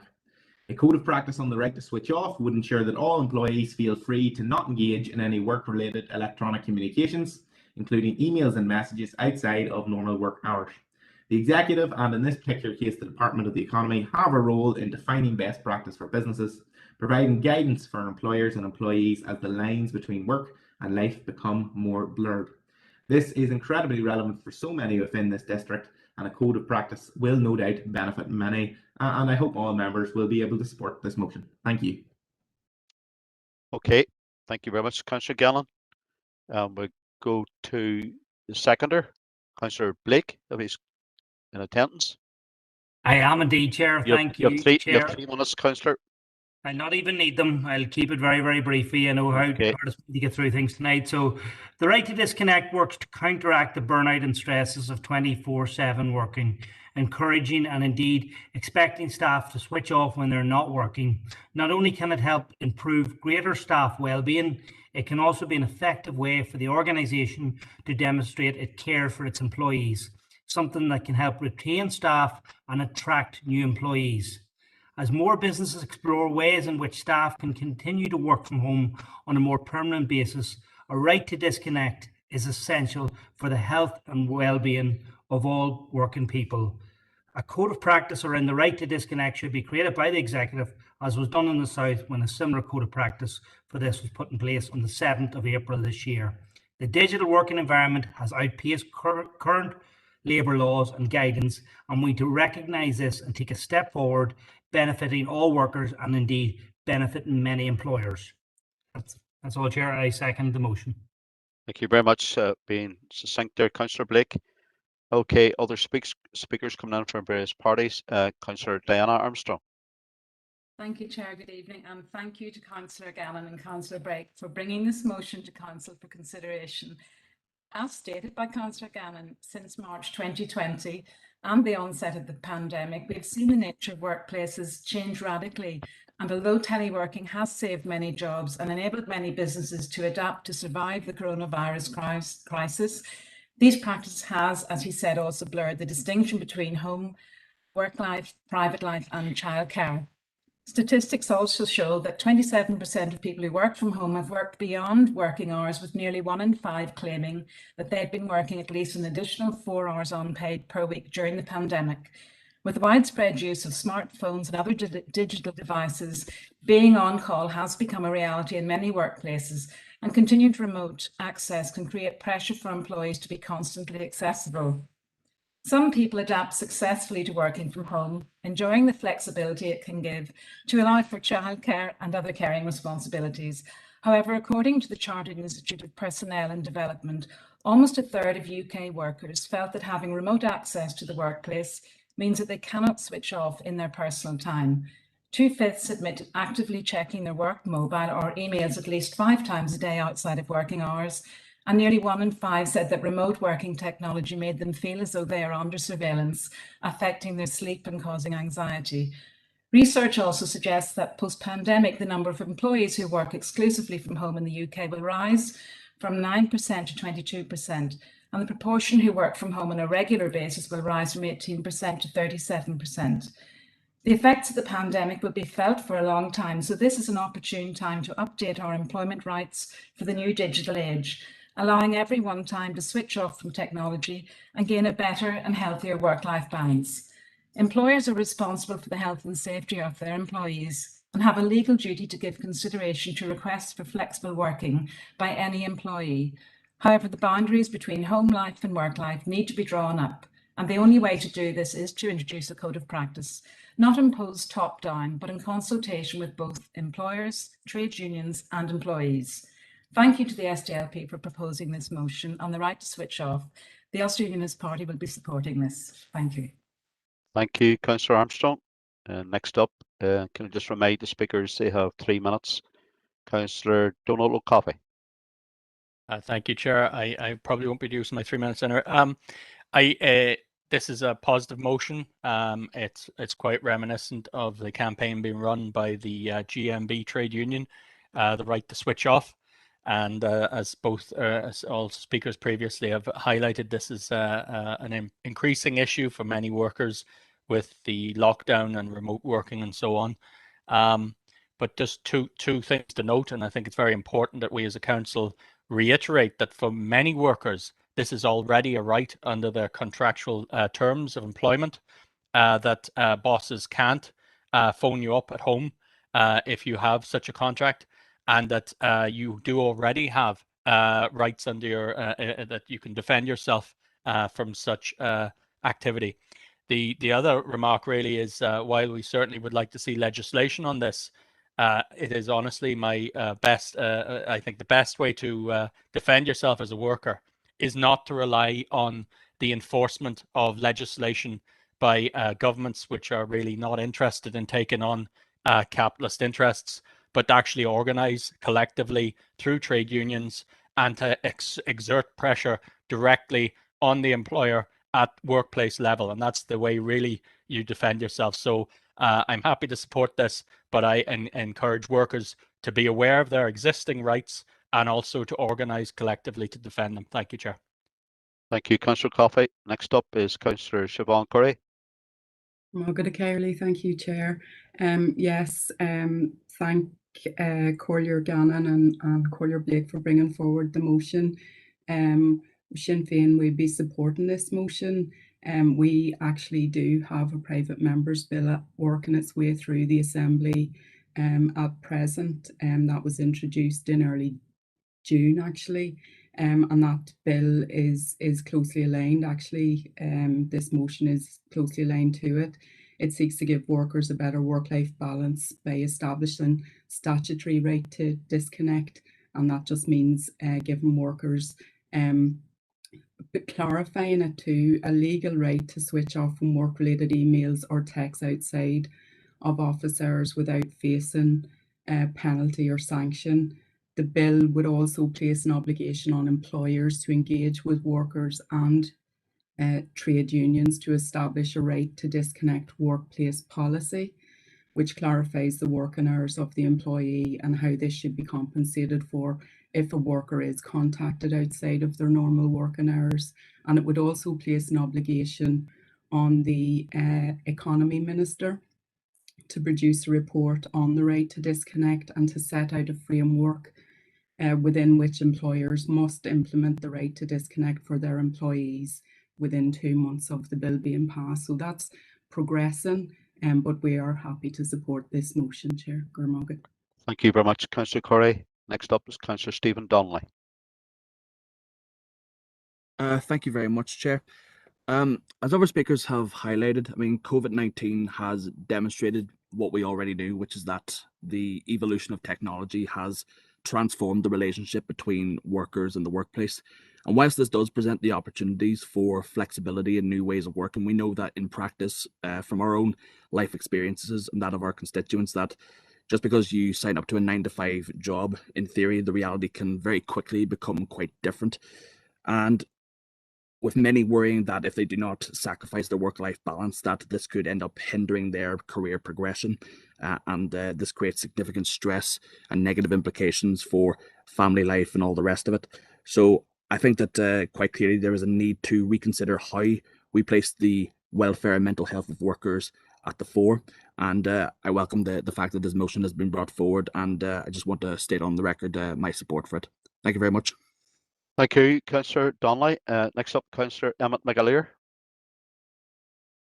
Thank you, Chair. Yeah, I think it was very telling hearing Councillor Coffey's input on this, and he's quite right in that the way workers can stand united is getting involved with trade unions. It makes sense that no one should be working over and above their hours. I think it's horrific actually that it's taken a motion has taken a stand prior to this from trade unions groups to make this or bring this to people's attention. I think just the age that we live in, the reality of mobile phones, etc., modern communications bring huge changes. But the bottom line is it's essential that all impacts on workers' time off and changes to planned and negotiated contracts are worked out with trade unions and with the workers as part of their any agreed contract change.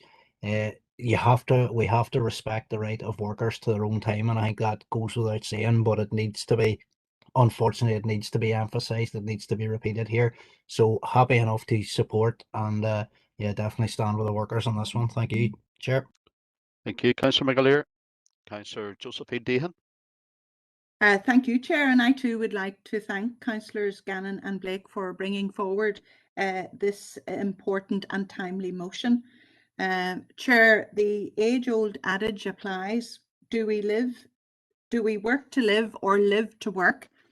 And certainly it's clear that our working lives are taking up more and more of our 24 hours in the day, and we are losing the distinction between our professional working lives and our own personal and private lives, with adverse effects on our physical health and our mental health, with high levels of work-related stress.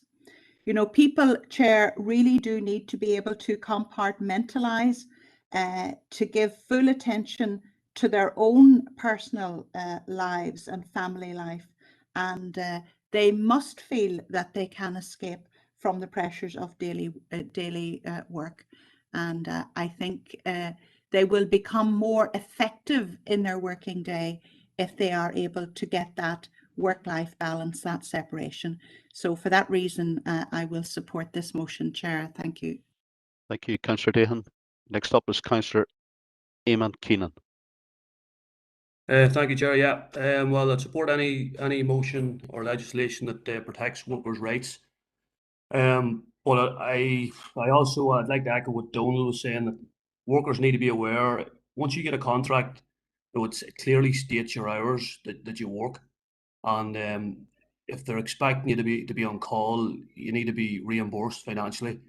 In a previous role, I was actually in that position where one in every 6 weeks I was on call, but it stated that in my contract, and I got extra money for it. So it might be. I'm thinking maybe something as a council that we could do would be maybe a media campaign to maybe highlight workers' rights locally and to be aware of your workers' rights, contracts, etc., and to promote trade union involvement. So I'd like to make that as a separate proposal, if possible. No, it can't be accepted, I'm advised. Thank you, Councillor Keenan. Are you finished with your comments? I suppose that finishes it off, yeah. Yep, thank you. Next up, Councillor Keith Elliott. Yes, thanks, Chair. Well, I'd like to thank the councillors for bringing forward the motion tonight, and the DUP party will be supporting the motion. Thank you. Thank you, Councillor Elliott. I think there's no dissent here. Back now to Councillor Gannon to sum up. Thank you, Councillor Gannon. Thank you, Chair. Thanks to all the councillors for their comments. Thanks, I mentioned 2 councillors there. Obviously, thanks to Councillor Curry for bringing up the bill. Very positive to see and to hear about. And of course, to Councillor Coffey, mentioned about protections already within contracts and that workers already have. Yeah, need to know your existing rights. Having defended many people as a union rep in the past, I really recommend, of course, getting into, if there's anyone out there listening, getting into a union if you can. Really help with lots of workplace issues. But thank you, Chair, and thanks to everyone for their positive input there tonight. Okay, there's no dissent there, so I think we're all agreed with the motion. Thank you. Okay, we're all agreed now, obviously, with the motion as proposed by Councillor Gannon and seconded by Councillor Blake. All agreed? No dissent. Thank you. On to the second motion, and this AIB closure. And again, the same, if Councillor McAduff as proposer, seconded by Councillor Dehan, supported by Councillors Stephen Donnelly, Anne-Marie Fitzgerald. It was Chris Smith at the time, and myself. And if Councillor McAduff, if you can just go to your comments, please, and you have 5 minutes. Thank you, Chair. Firstly, Chair, I want to thank my fellow Omagh Town District Electoral Area, DEA, councillors who endorsed this motion. And it was, as you say, Chris Smith from the Ulster Unionist point of view, but I can only anticipate that his successor, Councillor Matthew Bale, will be supporting this as well. And the motion is proposed by myself, seconded by Councillor Dehan, and then supported by Councillor Donnelly, Councillor Fitzgerald, then Councillor Smith, and the current Councillor Errol Thompson, yourself, Chair. The first thing I want to say is opposition to the closure. That's the first thing that's in this motion. That this council expresses our strong opposition to the planned imminent closure of the AIB branch at High Street in Omagh. And it raises serious concerns about the impact that this latest closure will have on staff who work within the bank, customers, not least, many of them who are vulnerable, older people, businesses, and generally the economic vitality of Omagh Town Centre itself. And a lot of banking activity, like a lot of other things nowadays, are being moved exclusively online. Try telling that to people in Ruski or Dunmoyle or rural Drumquin. within the catchment area of the AIB in Omagh. So this council has been asked to meet and engage determinedly and meaningfully with senior AIB management and other relevant stakeholders, and we've identified some of them: Financial Services Union, the Consumer Council, the Omagh Chamber of Commerce and Industry, to communicate our objections. And I suppose I'm saying, and we are saying, that there was no attempt, no will on the part of the AIB headquarters leadership to offset this closure. Indeed, a reduction in services over a lengthy period of time amounts, in my opinion, to a contrivance to achieve a reduced footfall, because AIB are saying there has been a reduced footfall of 19%. And this smacks of purely a commercial decision with no sense of social responsibility. Where is the social responsibility on the part of the AIB? I want to put on the record my appreciation of the excellent staff who have worked at the AIB in Omagh, but the direction came from headquarters. Now, again, colleagues in this council area will have been similarly impacted by the closure of the Bank of Ireland branch in Lisnaskea, and in nearby Ballygolly, the Danske Bank, with lots of experience of this. But this has come without warning, without any attempt whatsoever to explore innovative ways to retain the branch. And there was never a comprehensive impact assessment on older people, vulnerable people, and other sections within our community. Finally then, Chair, this motion calls on the Council to write to Minister of Finance Conor Murphy, who has made supportive utterances in public recently about banks and their responsibilities, the Minister for Communities, Deirdre Hargey, and the Minister for the Economy, Gordon Lyons, to lobby the banking sector to make a stronger and to make a long-term commitment to maintain and develop accessible banking and a strong network of branches in our district towns and villages. I think that's all of my key points. Where is the sense of social responsibility? Thank you, Chair. Thank you, Councillor McElduff. And I move on now to the seconder of the motion, is Councillor Josephine Dehan.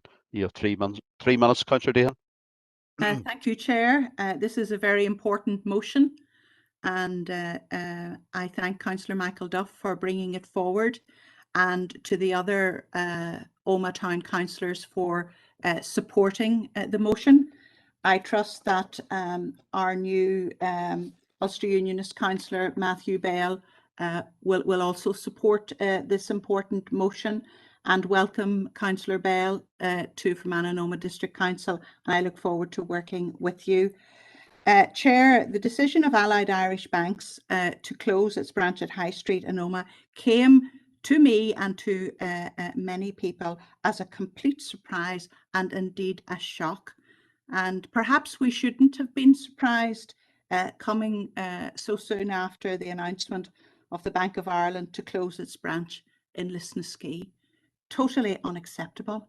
I think you will all agree, Chair, that banking is an essential part of modern life, and it is very important that the banking industry will afford the needs of customers and staff the highest priority. Now, AIB would attest that they continue to provide a full service offering to its customers in Omagh, but I would contest that. Not everyone has access to broadband. Not everyone is familiar with the use of digital communication, and Councillor McElduff has already referenced older people and vulnerable people. And there still is a requirement for face-to-face advice and support. There's no doubt that, the days of the friendly bank manager seemed to have disappeared. The manager that we would have gone to seek approval for loans, for repairs or business ventures, to negotiate overdrafts, and in more recent times, to deal with banking scams and errors. That face-to-face contact is so important. But not only that, Chair, a main bank like AIB, it's important to have a branch in the county town of Tyrone, and I am shocked that it would be so short-sighted as to not appreciate the impact that the closure of this branch will have on our community, on the economic viability of our town, and indeed the status of our town. All our towns and villages require adequate banking services, and for that reason, Chair, I'm delighted to second this motion. Thank you, Chair. Thank you very much, Councillor Dehan. Now I'll move on to some of the other Omagh councillors. First up is Councillor Stephen Donnelly. Thank you very much, Chair, and can I thank Councillor McElduff and Councillor Dehan for proposing and seconding this motion and for instigating this very worthwhile debate at a time of great challenge for our town centre economy. And I think that on that note, it does seem appropriate to highlight the fact that this proposal to close this particular bank branch does come at a time when significant work is ongoing to revitalise our town centre economy after an extraordinarily difficult year and a half. And we are attempting to rebuild it into a vibrant and social space. Banking and financial services have always been a vital component to the lifeblood of Omagh, and these services have been loyally supported by customers and the wider community of West Tyrone for many years. And it is disappointing that this retrograde step has taken place, which will inevitably hinder access to crucial services, particularly those who do live in the rural areas surrounding the town. And whilst it is true that as society evolves and technology develops, there is a need for businesses, financial institutions, and other bodies to constantly keep under review how it is that they provide their services.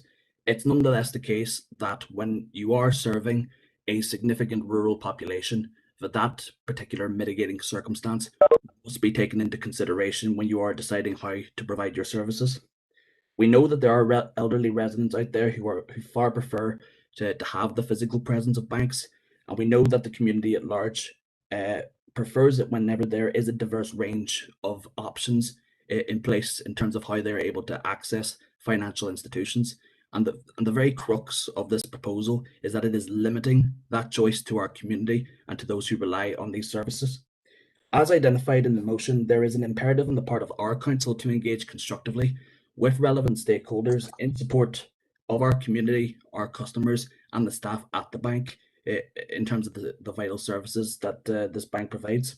And on behalf of Alliance and my constituents, I just want to give my full support to this motion going forward, Chair. Thank you very much. Thank you, Councillor Donnelly. Next up, you're very welcome, Councillor Matthew Bale. Thank you, Chair, and thanks for the councillors who welcomed me. I'm glad to speak in support of this motion and was delighted to see it was supported by my predecessor. I'll keep my comments relatively short, as a lot of people have already hit the nail on the head on the issues surrounding this. In recent years, there's been a trend of banks in rural towns across Northern Ireland closing. Earlier this year, we saw the announcement to close the Bank of Ireland branches in Strabane and Dungannon, and in July we saw an announcement that the Danske Bank branch in Ballygolly will close. Although online banking has been rapidly increasing in popularity and is commonly used throughout Northern Ireland, there are sizable sections of our community, among all age groups, who do not use online banking and are regularly using local bank branches, with large sections of our community still primarily dealing in cash and cheques. With the closure of AIB in Omagh, their closest branch of the bank will be Dungannon, an unreasonable distance to travel to use your so-called local bank. The closure of this bank will have a negative impact across Omagh, negatively affecting those employed by AIB and negatively impacting longer-term economic growth in Omagh. Furthermore, Omagh does not need another empty building within the town centre, adding to social deprivation already negatively impacting our town. The building in which AIB is currently situated is a gorgeous building beside the courthouse, and many within the town would hate to fall to disrepair and vandalism if it were to lay empty. I want to finish addressing a point this motion makes in the last paragraph, and I alluded to when I started speaking. This council should be consistently lobbying to ensure banking services remain available in towns and villages across our district. The recent trend has been to close banks in rural areas, not open them. If this issue is not consistently lobbied for, we could end up in a situation where the people of our district will have to travel unreasonable distances to have access to a bank in person. Travelling large distances is not a luxury everyone has. Thank you, Chair. Thank you, Councillor Bale. Next up is Councillor Emmett McAleer. Thank you, Chair. Yeah, I'll be supporting this motion. As other speakers have said there, when the announcement came through in July that the AIB planned to close its branch in November coming, as Councillor Lehan rightly says, in the county town of Tyrone, it was met with shock and I suppose confusion, given that the branch itself had undergone a fairly recent upgrade and refurbishment inside. And I suppose the impact of closing the Oma branch, as well as a number of other branches now, really leaving the AIB brand itself with just 7 physical outlets across the north, which leaves it as one of the smaller banks and lenders across the north here. As other speakers have alluded, the announcement came just days after the Danske Bank announcement to close 4 of its branches, with Bank of Ireland announcing plans in March to shut 15 of its branches as well, and less than a week after Stormont's Finance Committee passed a motion calling on banks to pause their closure plans. We've seen, I suppose, services locally in Oma and across rural Tyrone and rural Fermanagh being stripped bit by bit and piece by piece, and the people are those who are suffering. We've spoke many nights on the impact of poor broadband and poor connectivity, but as well the human and physical impacts on people not feeling confident in using the online facilities, not being familiar with them. These are all things that, similar to the bank closure in Lisnaskea, hasn't been privy to public consultation. It's seemingly, as has been alluded to previously, been a purely financial, purely profit-driven incentive. And I think given the bank bailout that preceded this and that ensured that a number of branches and different banks are actually still in existence today, is being thrown back in a lot of people's face. As it again has been stated, the town centre of Oma is suffering from an exodus of services, as well as the ongoing difficulties caused by Brexit and COVID. And has been stated that one of the recipients, or one of the people that we're hoping to lobby in, is the Financial Services Union, who actually branded AIB's decision to shut the branches across the north as a scandalous dereliction of its societal role. So I would be completely supportive of this. I know I haven't got it in writing. I was wondering if it would be acceptable to make a very slight amendment to it in that we include the absolutely can't. Sorry, in Councillor the list McAleer, I can't accept it. It's just to include the Oma Trades Union service. No, sorry, I can't accept it. Thank you. Right. Well, that's my piece then, Chair. Thank you. Okay, thank you, Councillor McAleer. Councillor Donnelly, Coffey. Yeah, thank you, Chair. I first of all want to say I'm in support of the ethos of this motion, and I want to extend my sympathy to those who have lost their livelihoods as a result of this callous decision. And obviously, as others have stated, this is part of an ongoing denusion of basic services, economics, jobs, and so on from rural areas. And this is the future. It's going to continue to go this way unless we see fundamental transformative change. The proposer raised the question of where is the social responsibility? Well, I think that's probably the wrong question to ask, because I think AIB is like all other corporate banks. They don't have a social conscience. They don't care about workers, the local community, or balanced regional development. They are only about the bottom line. This is capitalism. This is what it's all about. This is both its strength and its weakness, in a sense. So we're seeing a range of attacks on access to basic banking services. We're seeing the closure of bank branches. We're seeing moves away from actually availability of cash, which all to increase profits and even more, remove even more access, but which will impact, and is a known impact, on the most deprived and the elderly in particular. And we are also seeing a move towards ATMs now, which charge you almost everywhere to withdraw your own money.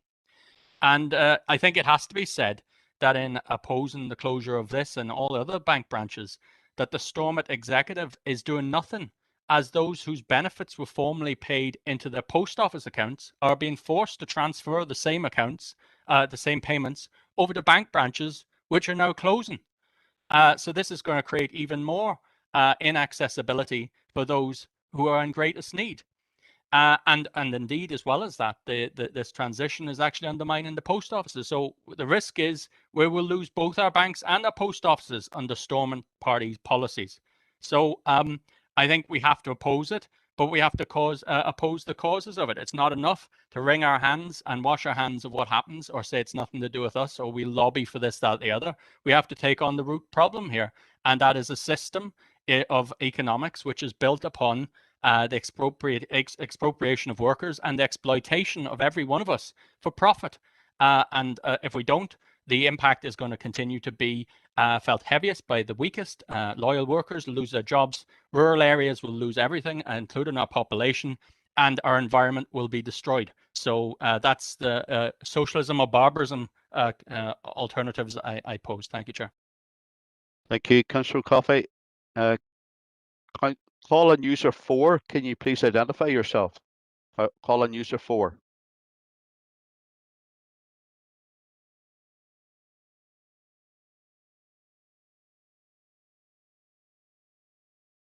Call on user 4.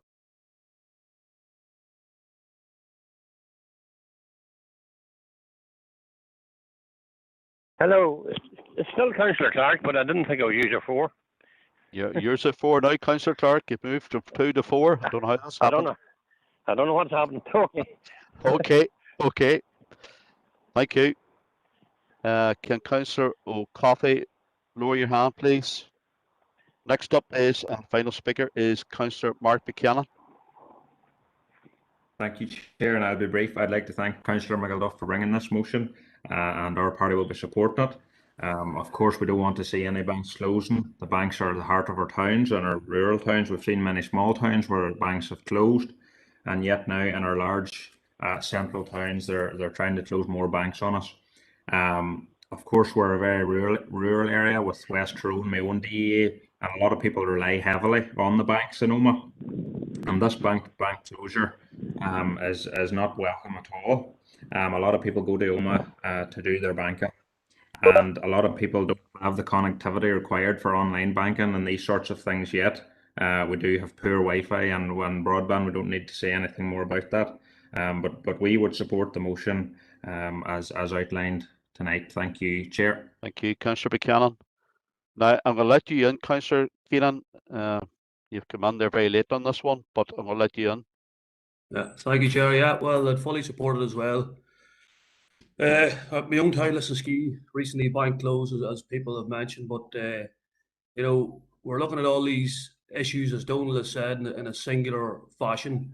You know, closure of schools, banks, all these services. Like, and as he says, we need to be critical of the system that supports it and is complicit with it, which is the capitalist neoliberal regime in Stormont, in London.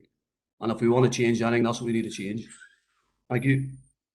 Thank you, Councillor Keenan.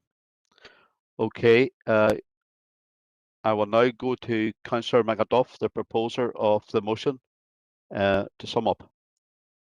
Thank you, Chair. It's not often, that the 6 councillors in an individual DEA unite as one, unanimity of voice. Good to hear speakers from other parts of the council district, including rural areas which depend so heavily on the AIB and other bank branches in Omagh. I was glad to hear everybody speak individually, to see that unity of purpose, and just rely now on the Chief Executive of the Council to collate and to pull together a series of actions, letters, engagements, as quickly as possible, in the spirit of our strong opposition to this closure. Thank you, Chair, and thank you for your support as well, Councillor Thompson. Not a problem. It's good to be able to support such a motion. Thank you. I'll just put the motion to the floor now. Proposed by Councillor McAduff and seconded by Councillor Josephine Dehan. Are we all agreed? Thank you. No dissent. I'll bring the Chief Executive in for some comments. Thank you.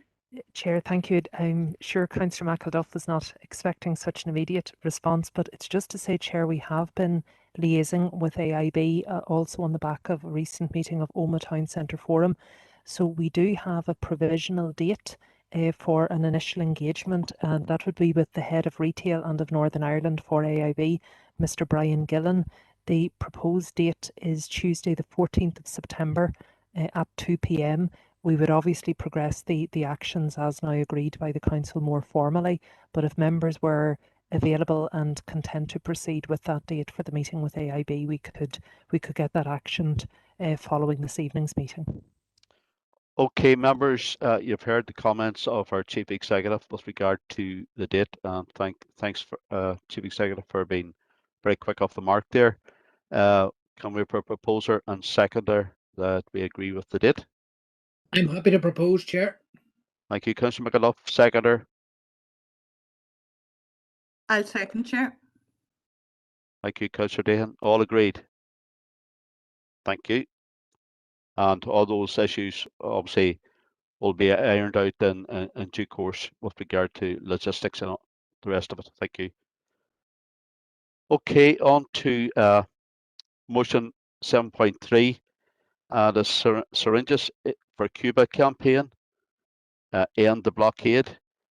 Now that we have also got amendment to that, and can I just say at the outset, the amendment can be proposed by any of the Democratic Unionist Party councillors that are coming in via virtual means, and in the absence of Councillor Erskine.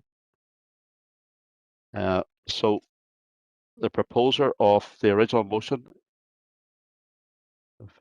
it's Councillor Siobhan Curry, and it's seconded by Councillor Stephen McCann, supported by Councillors Campbell, Clark, Anne-Marie Donnelly, Sean Donnelly, Green, Feely, Fitzgerald, Kelly, Maguire, McCaffrey, McAduff, and O'Reilly. So over to you, Councillor Curry. You have 5 minutes. Councillor McCann, you have 3 minutes. Just for clarification, then you take the full motion first. No, well, you can. We're going to condense it. Yep, and don't bother reading it out. Just go to your comments, and we're going to condense it. We'll go to your motion first. Okay, to take it as read then that, well, this motion specifically focuses on the blockade of Cuba in the context of a global pandemic and how that's impacting not only on Cuba but on the people, people in our district. The first point is renewed call from this council on the US government to at least suspend the blockade of Cuba to allow emergency medical and humanitarian aid and supplies into the country to ease the economic and health crisis that the island is experiencing.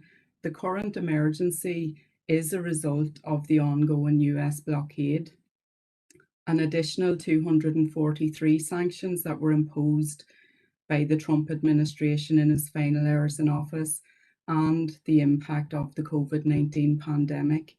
Now, those 243 additional sanctions can only be seen as a vindictive act, and in light of this pandemic are simply barbaric.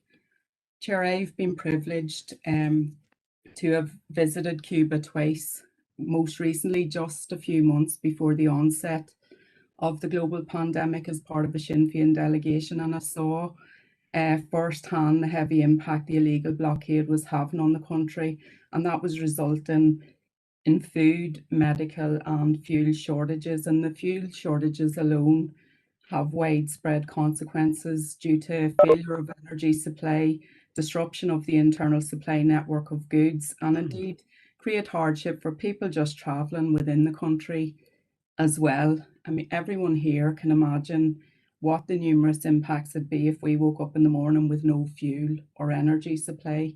They're far-reaching and even devastating. Fuel shortages are causing many power cuts. There are long queues for food, medicines and basic goods. And without doubt, the Cuban people are experiencing incredible hardship, and anybody living in our district with friends or family there will have heard about how difficult things are. That was the situation, Chair, prior to the pandemic. These severe difficulties continue. These sanctions were added to in a time of pandemic. We saw for ourselves the impact of a delay in receiving vital PPE and ventilators in the early days of this pandemic, but imagine not receiving anything at all. Well, last year, a US blockade prevented delivery of a consignment of COVID-19 medical aid for Cuba, including PPE, ventilators and testing equipment. Despite having 2 homegrown vaccines, Cuba's vaccination rollout programme is hindered by a lack of syringes and other raw materials, and that's as a direct result of the blockade.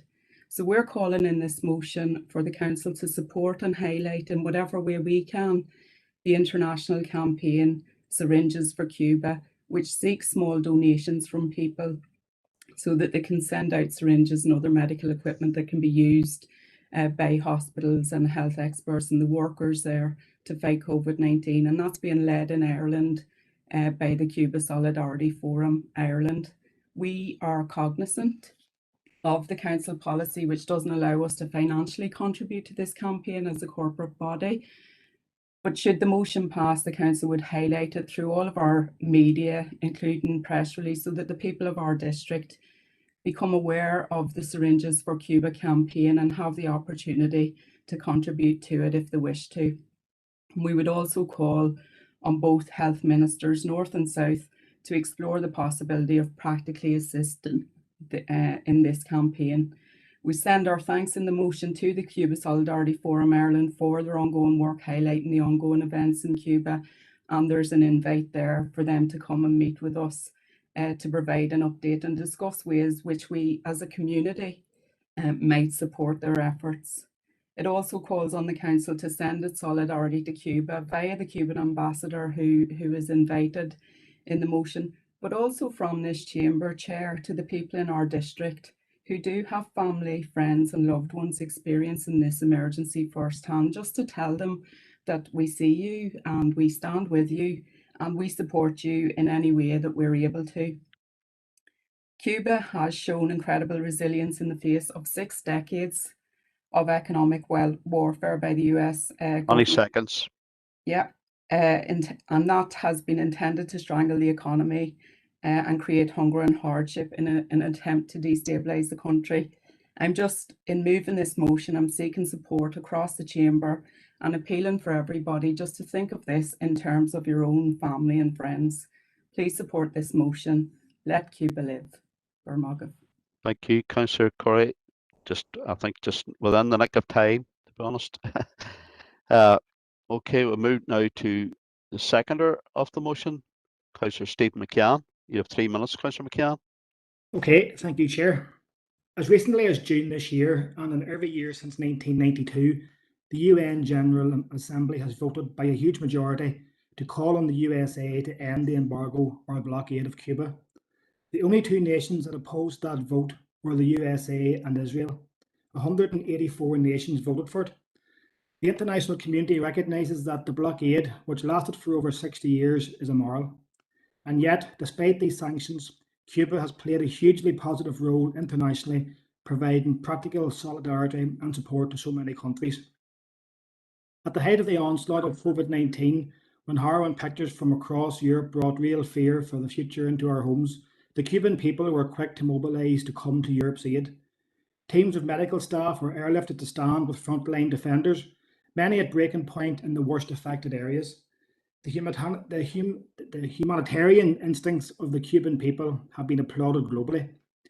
The first part of this motion dealt with the impact that this blockade is having in getting supplies and assistance to Cuba. The second part of the motion is really about the broader, but is really more broader, but is relevant here as it includes Cuba. Every effort, every available tool needs to be used in the global fight against this pandemic. Proven, approved and successful medications that can be used against this deadly virus need to be made available to the people of this district. Cuba has developed such successful medications, and I understand that there are efforts underway to introduce these medications in the south, but they are currently being hampered by difficulties arising from the blockade and insurances. This clearly demonstrates the impact that this blockade is having not only in Cuba, but outside of Cuba and even to our own district. We call on both health ministers to advocate for the inclusion of suitable medications in the fight against COVID-19, including those from Cuba. In seconding this motion, I am asking for all of your support. It is a motion that adds our voice to the call for an end to the blockade, sends our solidarity to Cuba and those who have loved ones in the country, promotes the international campaign for syringes for Cuba being led by the Cuba Solidarity Forum Ireland, and sends our thanks to them, invites the Cuban ambassador and CSFI to meet us, and calls on the health ministers, north and south, to explore ways in which assistance could be provided, as well as calling on them to advocate for any and all medications which might help us in this district in the fight against COVID-19. Cormac, Chair. Thank you very much, Councillor McCann. Moving on to other speakers now, and Councillor Victor Warrington. Thank you, Chair. Well, the Cuban people have suffered under a communist regime since 1959.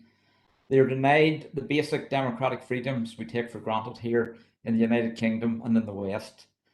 An estimated 600 protesters were detained after the 11th of July demonstrations, which were a wave of spontaneous nationwide protests in response to a sharp deterioration in living conditions and a lack of freedom under 6 decades of communist rules. Censorship of information, including limits to internet access, is extensive, and independent journalism is repressed in Cuba. Reporters Without Borders have characterized Cuba as one of the worst countries in the world for press freedoms. No political opposition is permitted. This is no doubt explains why Sinn Féin is so fond of the Cuban regime. If Sinn Féin genuinely has a problem with the US blockade of Cuba, I would have thought it was something they could raise directly with the US administration.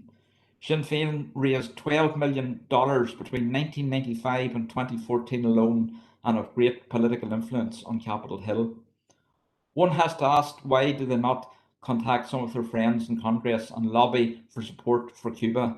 Or maybe we already know the answer. Socialist republics are not too often popular on Capitol Hill, where they are in the Atlantic or the Caribbean. Sorry, excuse me.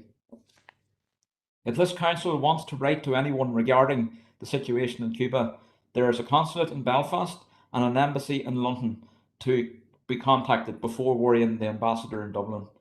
We look forward to the day when the Cuban communist regime is consigned to the same dustbin of history as the Eastern European communist regimes were in 1989. One day the people of Cuba will be free of the repression they currently live under. That day cannot come soon enough. The Ulster Unionist Party will not be supporting this motion. Thank you, Chair. Thank you, Councillor Warrington. Councillor Ayman Keenan. Thank you, Chair. Firstly, I'd like to thank Councillor Curry and Councillor McCann for bringing this motion forward. I think it's an important one, and I think it needs to be developed and raised further at all levels. The blockade of Cuba has been ongoing for 60 years, and still they have outshone all other nations worldwide during COVID, with their medical aid on the ground and solidarity to some of the worst affected areas globally.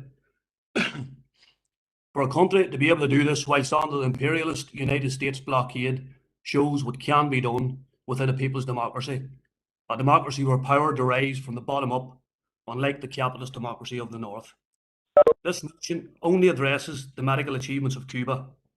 The reality is that these medical advances and policies are only possible because of their humanitarian system of democracy. And I hope to see Sinn Féin not only send messages of solidarity and praise, but to look towards emanating the democratic system of Cuba in their new shared, united or agreed Ireland project, which is a sovereign, independent, socialist republic, free from all forms of imperialism, whether it be British, EU and American. And just a wee note to Victor there, he said he'd like to see the socialist, communist rule of Cuba, which is actually, you know, democratically mandated, come the dustbin like Russia or whatever. But what I'd like to see is the imperialist, colonialist warmongering of the United States come to an end, just as Great Britain's power has slipped. Thank you. Thank you, Councillor Keenan. Councillor Donnelly of Coffey. Yeah, thank you, Chair. I'll be speaking in support of this motion. I have not got an uncritical attitude towards the Cuban authorities, I have to say, but it has to be said that over the last 6 decades, the sanctions regime that has been imposed under consecutive American administrations, both Republican and Democrat, has had a huge impact. At the same time, the Cubans have proceeded with a socialization of their economy. They're also they've done tremendous things in terms of advancing the availability of public health, not only in their own country, as has been stated, but right around the world. And many people owe their lives to the international support of provided by the Cuban doctors and volunteers. Equally, they stood up against apartheid and also intervened to try and stand up against reactionary imperialism right around the world. It's certainly correct. And I think that they have made great leaps forward in terms of their COVID situation. I know there's a crisis at the moment in Cuba with COVID. There is everywhere in the world. And we've only just had a discussion on the nature of capitalism, what it's done to our area, and it's doing to our area, and what it's going to do in our area. So I think it is, as I've said, socialism or barbarism. The one thing I would say, however, is that I don't believe that the one-party form of democracy adopted by the Cuban government is appropriate. I think we need to see multi-party socialism, and that this would allow for contending voices. People who think like me often end up in jail in Cuba. That's the truth. And recently, some of them were arrested because they were protesting over various aspects of the society. But overall, it has to be said that because of the tremendous advances that has been unleashed by the nationalization of large the sectors of the economy, Cuba's economy is relatively strong, and they've made a tremendous example to the world, actually, in terms of their greening of their economy, how they've managed to survive largely with through force of necessity in translating an economy from dependence on oil to a much more sustainable footing, and also in which food is produced in cities and so on. So there's a lot to learn from Cuba. I stand in close solidarity with the Cuban masses and the working class in Cuba and to my comrades in Cuba, but I will be supporting this motion, but it is not at all uncritical of the Cuban government. Thank you, Chair. Thank you, Councillor Coffey. Councillor Adam Gannon. Thank you, Chair. Blockade of Cuba has caused massive hardship on the people of Cuba, and I, like others, have problems with Cuba. Cuba has its problems, and with its government there are problems, and there's obviously oppression by that government. But I believe this motion is about the people, not the government, as people are suffering as a result of this blockade. And this year, as has been stated in the motion, the UN voted to demand an end to the economic blockade, and that was the 29th year in a row that had happened. And as Councillor McCann said, it wasn't necessarily a close thing. It was overwhelming, 184 countries supporting this demand. So the blockade needs to end. The UN have asked for it, and the global community have asked for it to end. As we get to a stage where we have a majority of people vaccinated here, the motion specifically asks for assistance to be considered.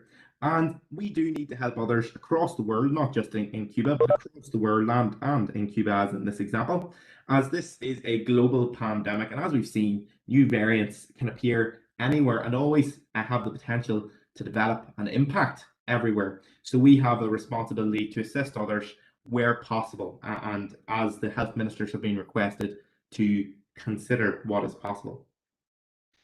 Generally speaking, I'm happy to support the motion as proposed originally. The amendment has obviously some things I support, calls for democracy and rights, but then at the other end it removes the request to end the blockade, which is greatly detrimental to rights. So it's asking for rights to be given and then denying rights at the same time as an amendment. Personally, so Chair, I just wanted to mention that as I can see that the amendment will be proposed at some point, so I wanted to mention it there as well, Chair. Thank you. Okay, thank you, Councillor Gannon. And I know there's an amendment, and Councillor Warrington, are you coming in? I'm not going to let you in again. You remove or take down your hand, please, Councillor Warrington. Sorry. Sorry, okay. Councillor Buchanan, do you wish to come on at this stage? Are you happy to take the amendment, Chair? That was the question, just or when yeah, do you want I'm that, just that put forward? going to ask Councillor Curry, is she willing to accept the amendment? No, Chair. Okay.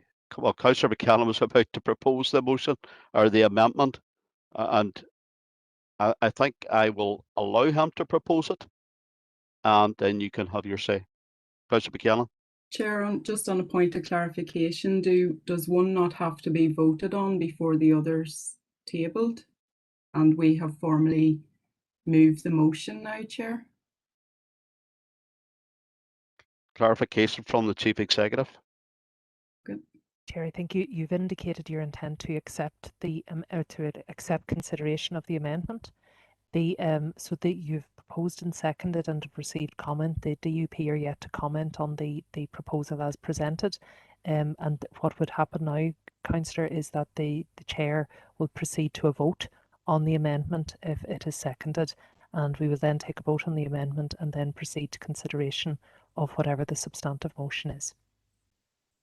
Good. Thank you for that I'll clarification. clarify the position for you, Councillor Curry. Okay, Councillor Mark Buchanan. Thank you, Chair. The amended motion is attached, and I have amended the motion, which I hope others can support this evening. It is worth pointing out from the start that the UK government are against the US trade sanctions. The US blockade of Cuba has cost the Cuban economy billions of dollars and continues to cause shortages of essential services, which has been exacerbated by the current pandemic. The early day motion, which was brought before Parliament, received support from MPs of numerous parties, which included Labour, SNP, the Green Party, the SDLP, the DUP, as well as other independent MPs. It is unfortunate that Sinn Féin are not amongst that list within Parliament. The blockade policy is extraterritorial. It imposes fines and sanctions on foreign companies, including the UK, that attempt to trade with Cuba. COVID-19 has shown the need for international cooperation, and yet this blockade stops vital medical supplies reaching Cuba. I think the amendment speaks for itself, and I hope it can be supported by others here this evening, and I formally propose the amendment. Thank you, Chair. Okay, thank you, Councillor Buchanan. Next up is a seconder, Councillor Keith Elliott. Yes, thank you, Chair. I'm just happy to second the amendment. Thank you.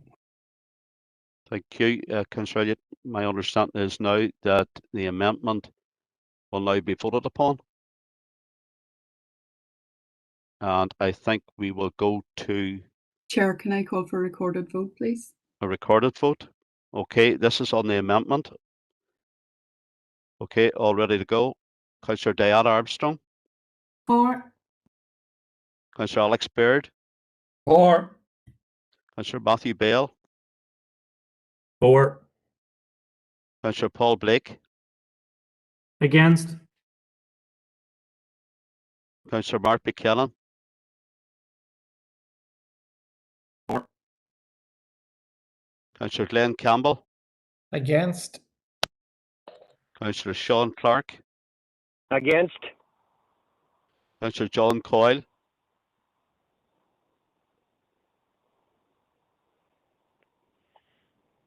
Is Councillor Coyle gone? I think he must be. Okay.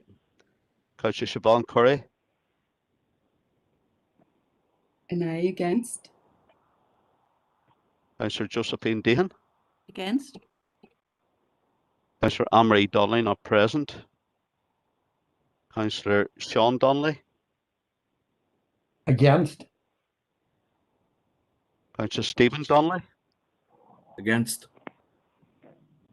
Councillor Keith Elliott. For. Councillor Deborah Erskine, not in attendance. I believe. Councillor Anthony Feely. Against. Councillor Anne-Marie Fitzgerald. An aye against. Councillor Adam Gannon. Against. Councillor Mary Gardy. Mary's gone, sorry. Okay, thank you. Councillor Seamus Green. Against. Councillor Robert Irvine. For.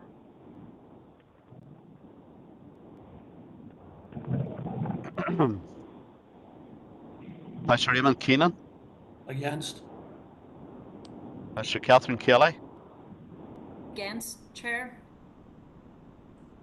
Councillor Podrigan Kelly. Against. Councillor Tommy Maguire. An aye against. Councillor Emmett McAleer. Against. Councillor Chris McCaffrey. Aye against. Councillor Stephen McCann. Against. Councillor John McLaughlin. For. Councillor Barry McElduff. In Aidan, against. Councillor Garvin McPhillips. He's gone, I believe. Councillor Donald O'Coffey. Against. Councillor Thomas O'Reilly. Against. Councillor Alan Rainey, MBE. For. Councillor Paul Robinson's not in attendance. Councillor Bernice Swift. Against. Councillor Errol Thompson, for. Councillor Howard Thornton. For.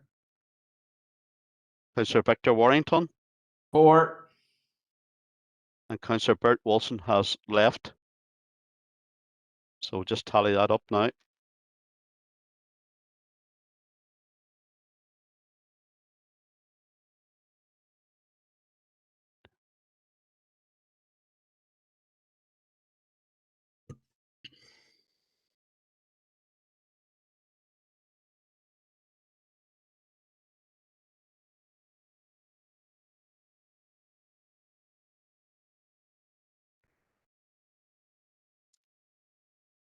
Okay, my record on there is 11 for and 22 against. Therefore, the amendment falls, and we now go to the substantive motion, which has already been proposed. Councillor Curry, before we go to that, can we have your summing up? Yes, Gormagat. I sum up before the vote, Chair. Yep. Yeah, no, I would like to thank all of those who supported the motion in their comments. I think there were some good comments made there. I think there were times there when it went way off topic into the wider politics. You know, the original motion focuses upon the impact of the blockade, particularly in light of the pandemic. I suspect we could debate different points of view here for days, never mind at one council meeting. I certainly have an opposing opinion to that appeared in the amendment and to those that have been expressed by some members.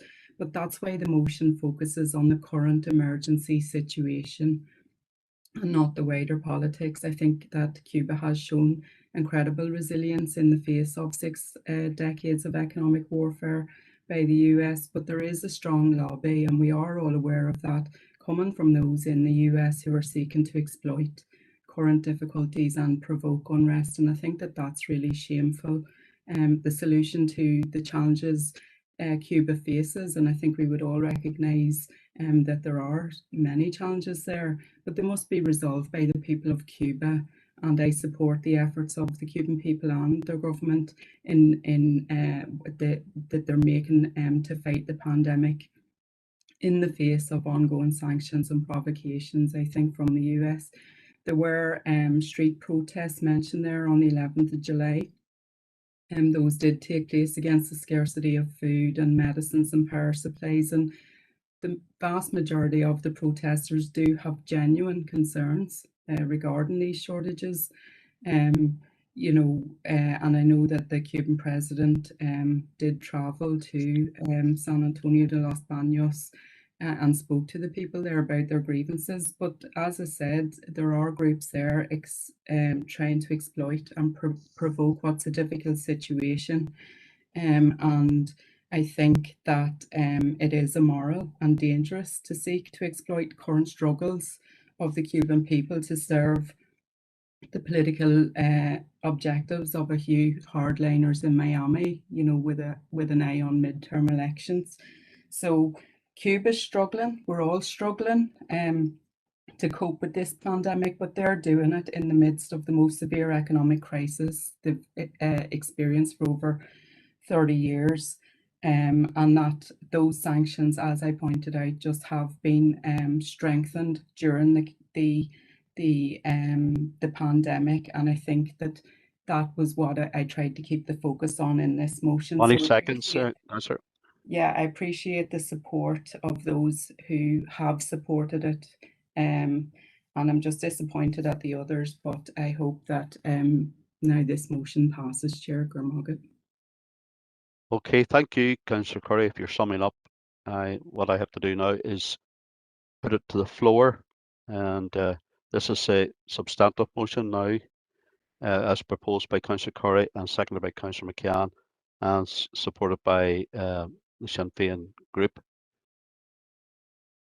Are we all agreed? No. Okay, I'm going to go to a similar process as before. I call for recorded vote. You want a recorded vote? That's granted. Thank you. Okay, Councillor Curry, thank you. Okay, Councillor Diane Armstrong. Against. Councillor Alex Baird. Against. Councillor Matthew Bale. Against. Councillor Paul Blake.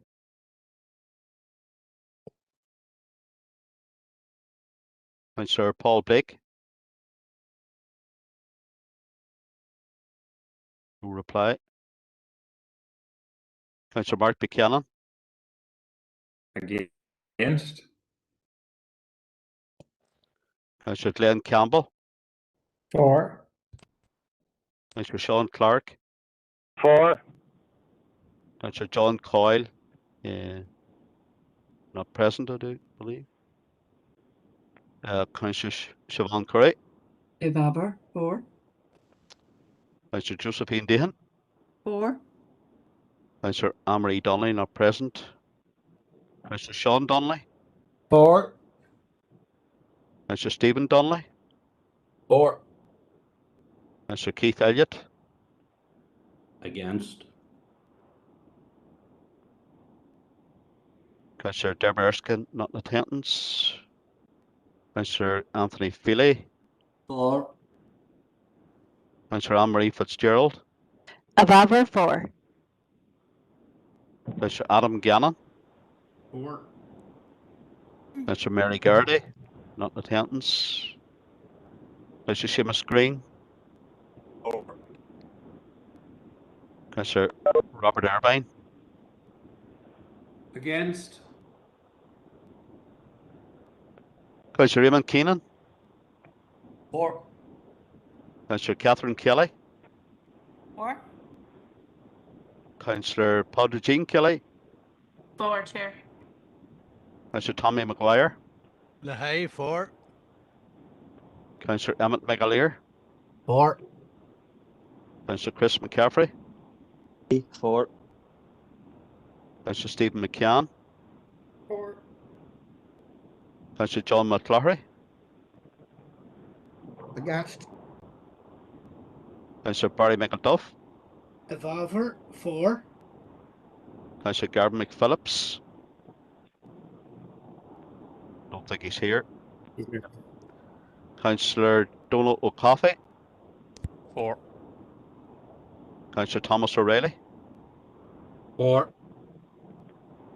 Councillor Alan Rainey, MBE. Against. Councillor Paul Robinson's not in attendance. Councillor Bernice Swift. For. Councillor Earl Thompson. Against. Councillor Hurd Thornton. Against. Councillor Victor Warrington. Against. Councillor Bert Wilson has left. Okay.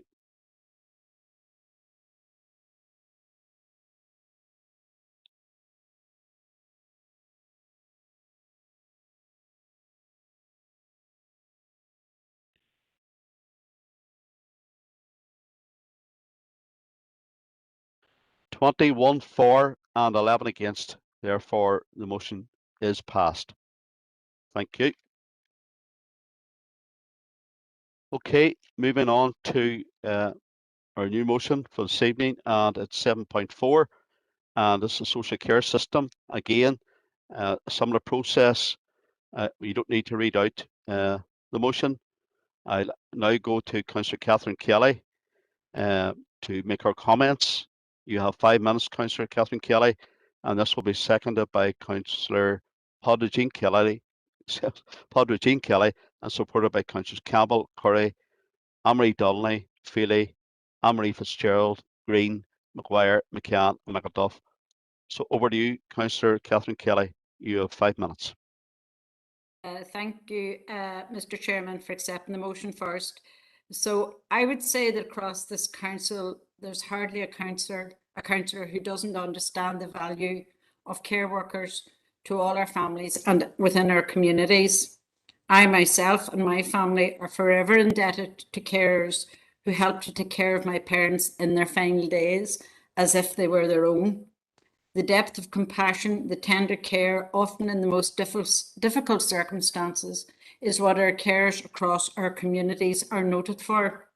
While I was considering this important motion, I went to visit a local constituent who depends on a carer. I should add, I was safely socially distanced, masked, and in an outdoor setting. The constituent receiving the care told me they depend on the carer for much more than the important caring tasks. They depend on the carer for contact with the outside world, often for the news of the parish, and most importantly, for the crack. We live in a society where our population is aging and illnesses such as cancer are expected to increase significantly by the year 2040. We know without a doubt that we will require carers in much larger numbers than there are available today. Currently, there are not enough carers in our social care system, and I myself, I'm sure like others in the chamber, have been very frustrated when efforts to help a constituent find the care they need, we fail simply because there are not enough workers in the social care system. The carers that we do have are overworked due to lack of staff and working for pay and in conditions that under no circumstances reflects the value they add to our communities every single day. What this motion is intended to do is to urge the Western Trust and the Department of Health to urgently and proactively produce a plan to address the needs across the social care sector for today and indeed for the future. The motion is asking the Trust and the Department to come to us here at Fermanagh Omagh District Council with their social care workforce plan and to show us that the social care system that we all need is being prepared for the years to come. In summary, our care workers are invaluable in all our communities and we must treat them as much. I would ask all councillors to support this motion. Thank you, Chair. Thank you, Councillor Catherine Kelly. And seconder is Councillor Podrigan Kelly. Councillor Podrigan Kelly, you have 3 minutes. Thank you, Chair. Firstly, can I thank my party colleague, Councillor Catherine Kelly, for bringing this worthwhile motion forward. We now, because of COVID, are seeing the pressure on the Western Health and Social Trust and both systems as a whole. These pressures have existed for quite some time. I personally understand and indeed witnessed firsthand domiciliary care when my mother was battling cancer in 2013. The care and support that these invaluable heroes in my eyes provided to her family was absolutely heartwarming. The attention to detail, the care and support she received, including oxygen, a bed, bloods taken to ensure she was comfortable, was absolutely second to none. The support they provided to us as a family while she was ill, and indeed when she passed away, was truly wonderful. It is now up to the Minister to outline his plans with, in my opinion, views of the public, how he will reform adult social care to ensure every family get the care they are entitled to and the care my mummy and my family were lucky to receive. Thank you. Thank you, Councillor Podrigan Kelly. Okay, so as proposed and seconded, now we're looking for other speakers. And first up is Councillor Josephine Dehan. Councillor Dehan. Thank you, Chair, and my thanks to Councillors Catherine Kelly and Podrigan Kelly for bringing forward this important motion. I think, Chair, what Councillor Catherine Kelly said, that most councillors' lives will have been touched very favourably by the work of carers. And I think that their pay and conditions is truly not acceptable, and it's something that we really need to work at to try to improve. There aren't enough carers, particularly in rural areas, and these people provide such invaluable support to families when they are at their most vulnerable, that I think that their pay and conditions need to reflect the work that they do and the professionalism and the care and commitment that they invariably show. So I think that anything that we as a council can do to support them is something that should be a priority for us. So I definitely support this motion, Chair. Thank you. Thank you, Councillor Dehan. Next up is Councillor Adam Gannon. Thank you, Chair, and thanks to the two councillors for bringing this very worthwhile motion forward. The work of domiciliary carers is just outstanding. Anyone who works in it, I always think it's a real vocation. They put in so much to help those in need and their families. I think this motion does get to the real heart of the issue with staffing, pay and conditions. We lose so many health and social care professionals, including domiciliary workers or people who would like to work in that field each year, because as they go to maybe abroad or into different jobs in different fields with better pay and conditions, and because of the pay and conditions issue, we can't attract the staff from elsewhere to come in. We can't attract people into it. And as I said, it's a real vocation. They put so much effort in. They deserve so much more than what they're getting. Many of them work for much longer hours than what they're getting paid for, and not to forget the mental stresses on them also as they get close to the people they help and they care for. Therefore, the Minister must improve pay and conditions as soon as possible to help address the staffing issues faced by the health and social care system. And once again, thanks to the two councillors for bringing it forward. Thank you, Chair. Thank you, Councillor Gannon. Councillor Victor Warrington, your name has been bouncing back and forward there, so I'm taking you in now. Okay, I don't know what's going on. There's a glitch somewhere. Carry on now. Thank you, Chair. Well, look, we all are very aware of the problems with the domiciliary care in our areas and the lack of staff, and you know, we need staff to fill these positions.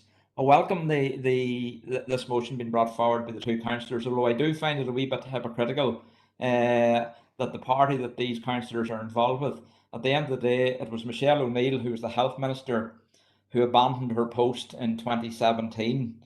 If she and her colleagues at that time would have stayed in post rather than walking out on the health service, then a lot of these issues would have already been addressed.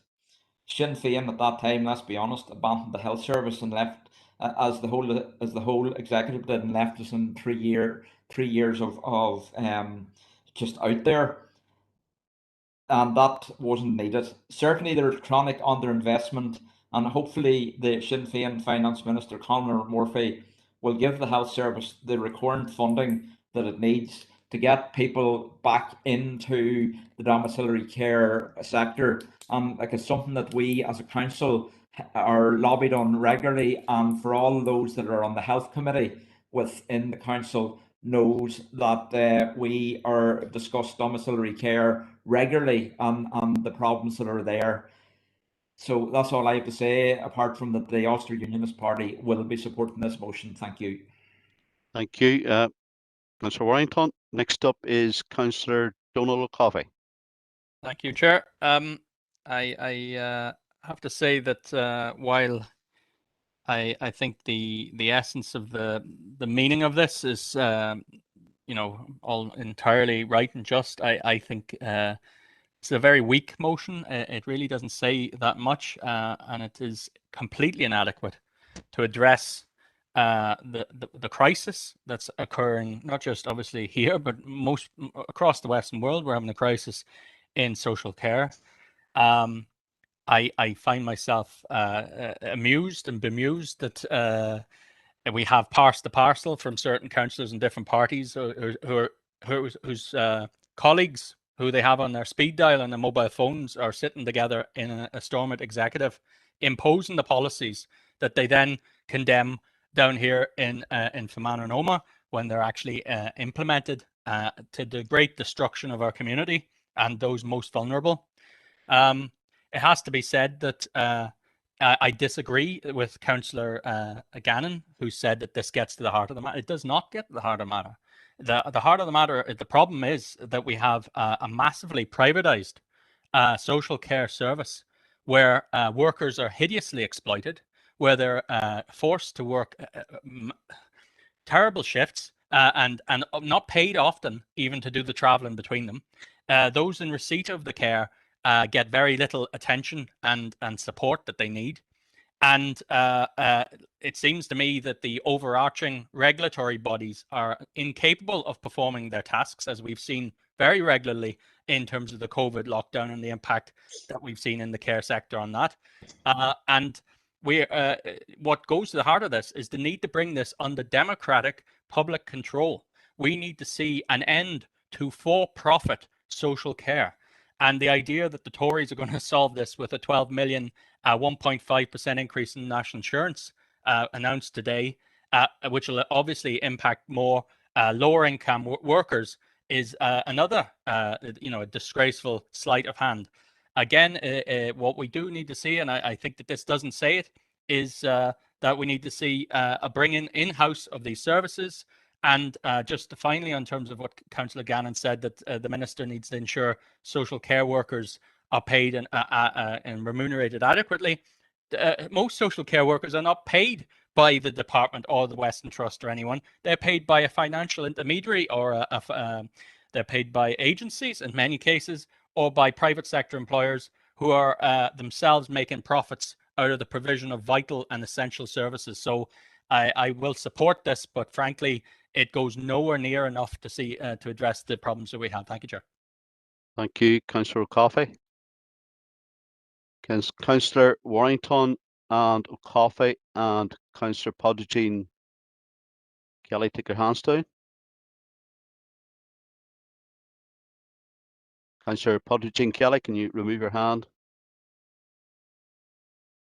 I was just looking in, Chair, if that was okay. No, I'm not allowing you on. You've already spoken, and Councillor Catherine Kelly will sum up. I'm going on now to Councillor Emmett McAleer.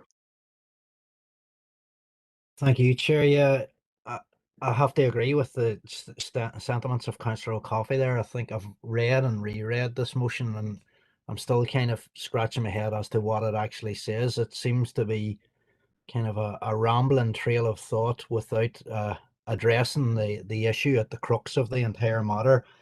There's no reference whatsoever to the added pressure and added risk that social care staff were placed under by the Department of Health, by the Chief Medical Officer and people of that ilk in the early days of the COVID crisis, when people were transferred from hospitals into the healthcare or health home or care home. Sorry, there's no reference to the likes of the RQIA resignations, and again, there's no reference to this continued practice and enforced practice of privatization and moving away from the idea of a national health service towards a for-profit.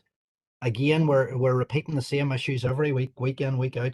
But the establishment parties, those who are there to make the decisions, who are there to stand up for the people, are pointing the fingers at each other. They're passing the parcel 100%.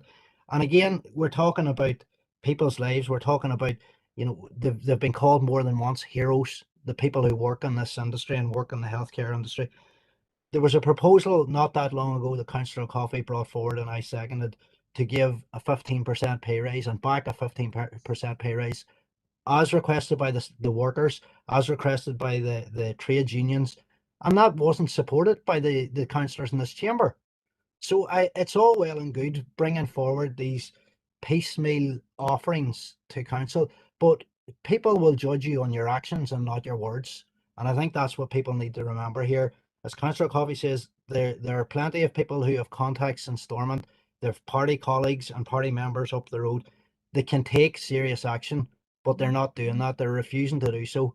And this passing of the parcel and looking the other way and blaming somebody else for the collective failings of Stormont, it's not good enough, and the people see through it. Thank you, Chair.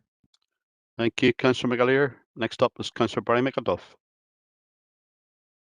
Thank you, Chair. Obviously, I disagree with Councillor Coffey's description of this motion.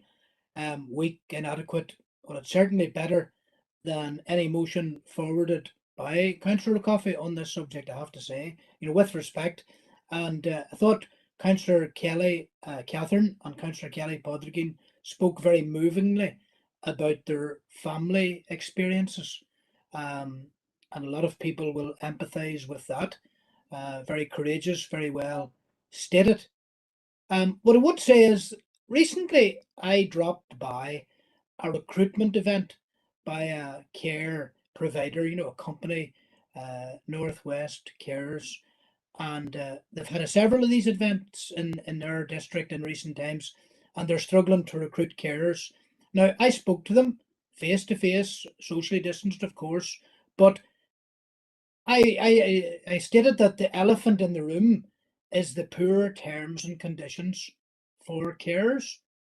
And I mean, even in our rural areas where roads are untreated in the winter, that puts added stress onto carers who are at the coalface, who are delivering the care. And to not be paid for your mileage between houses in the country as you move around is simply unacceptable. The terms and conditions need to be improved dramatically, as Councillor Catherine Kelly said, to reflect the value of the work that they are doing. And bed blocking is a consequence of this. Care packages can't be arrived at. It's really important to draw attention to the fact that we need more carers, but carers need to be treated fully, respectfully, and remunerated to reflect the value of the work that they are doing. And I know this is politics, but I do wish that some people would try to catch some of their councillor colleagues doing something right, you know, and I would commend both the proposer and seconder of this motion. Thank you, Chair. Thank you, Councillor McAduff. Councillor Ayman Keenan. Thank you. Yeah, well, the motion itself, I would have to agree with Donald and Emmett. I think it's weak. It doesn't get to the fact, and I don't reiterate what they say, that most of these companies are private companies, and I know a lot of carers that actually work for them. The workers are actually getting paid a fraction of what the private companies are getting paid for the care. They're not getting paid the money to travel to the houses. and they're actually being put on time limits, dangerous time limits, going from house to house. They're racing from one house to the next. And if they're not racing, they're actually leaving the house early and not given the proper care they should be given. The care packages, to get a care package in this area, this is Keenan and Butler or Slay, they sort of they judge them on the distance, how many's in the area. So if you're on a house 50 miles outside Lisson-Skea, there's no other care in the area, you're not going to get it. You know, so it's all for profit. If it's not profitable to provide that house in that area, you're not going to get it. And it's again the same thing. It's coming down to profits, and we need to hit Storm. There's no point in showboating here in the council when your ministers are implementing the same thing, the opposite in Storm. Thank you, Councillor Keenan. Can you lower your hand, and Councillor McAduff, lower your hand, please. Councillor McAduff, thank you. Last up is, in this at the minute, is Councillor Seamus Green. Councillor Green. Thank you, Chair. I wasn't going to comment on this motion because I thought it spoke for itself, but when you get the usual suspects coming in again, Councillor McAlee or Councillor Coffey and Councillor Keenan, with nothing but criticism and negativity, and talking about people passing the parcel while they pass the parcel, what have they ever done? What has Donald done? He has stood numerous times and has been rejected by the people. You know, if he wants to do something, get elected, go up to Stormont and change it. The same for Councillor McAleer and the same for Councillor Keenan. Stop standing on the ditch and hurling from the ditch all the time on every subject. It's getting very tedious at this stage, but I'll be supporting them. Thank you, Councillor Green. Don't see any other speakers. Okay, we'll go now to Councillor Catherine Kelly to sum up. Councillor Kelly.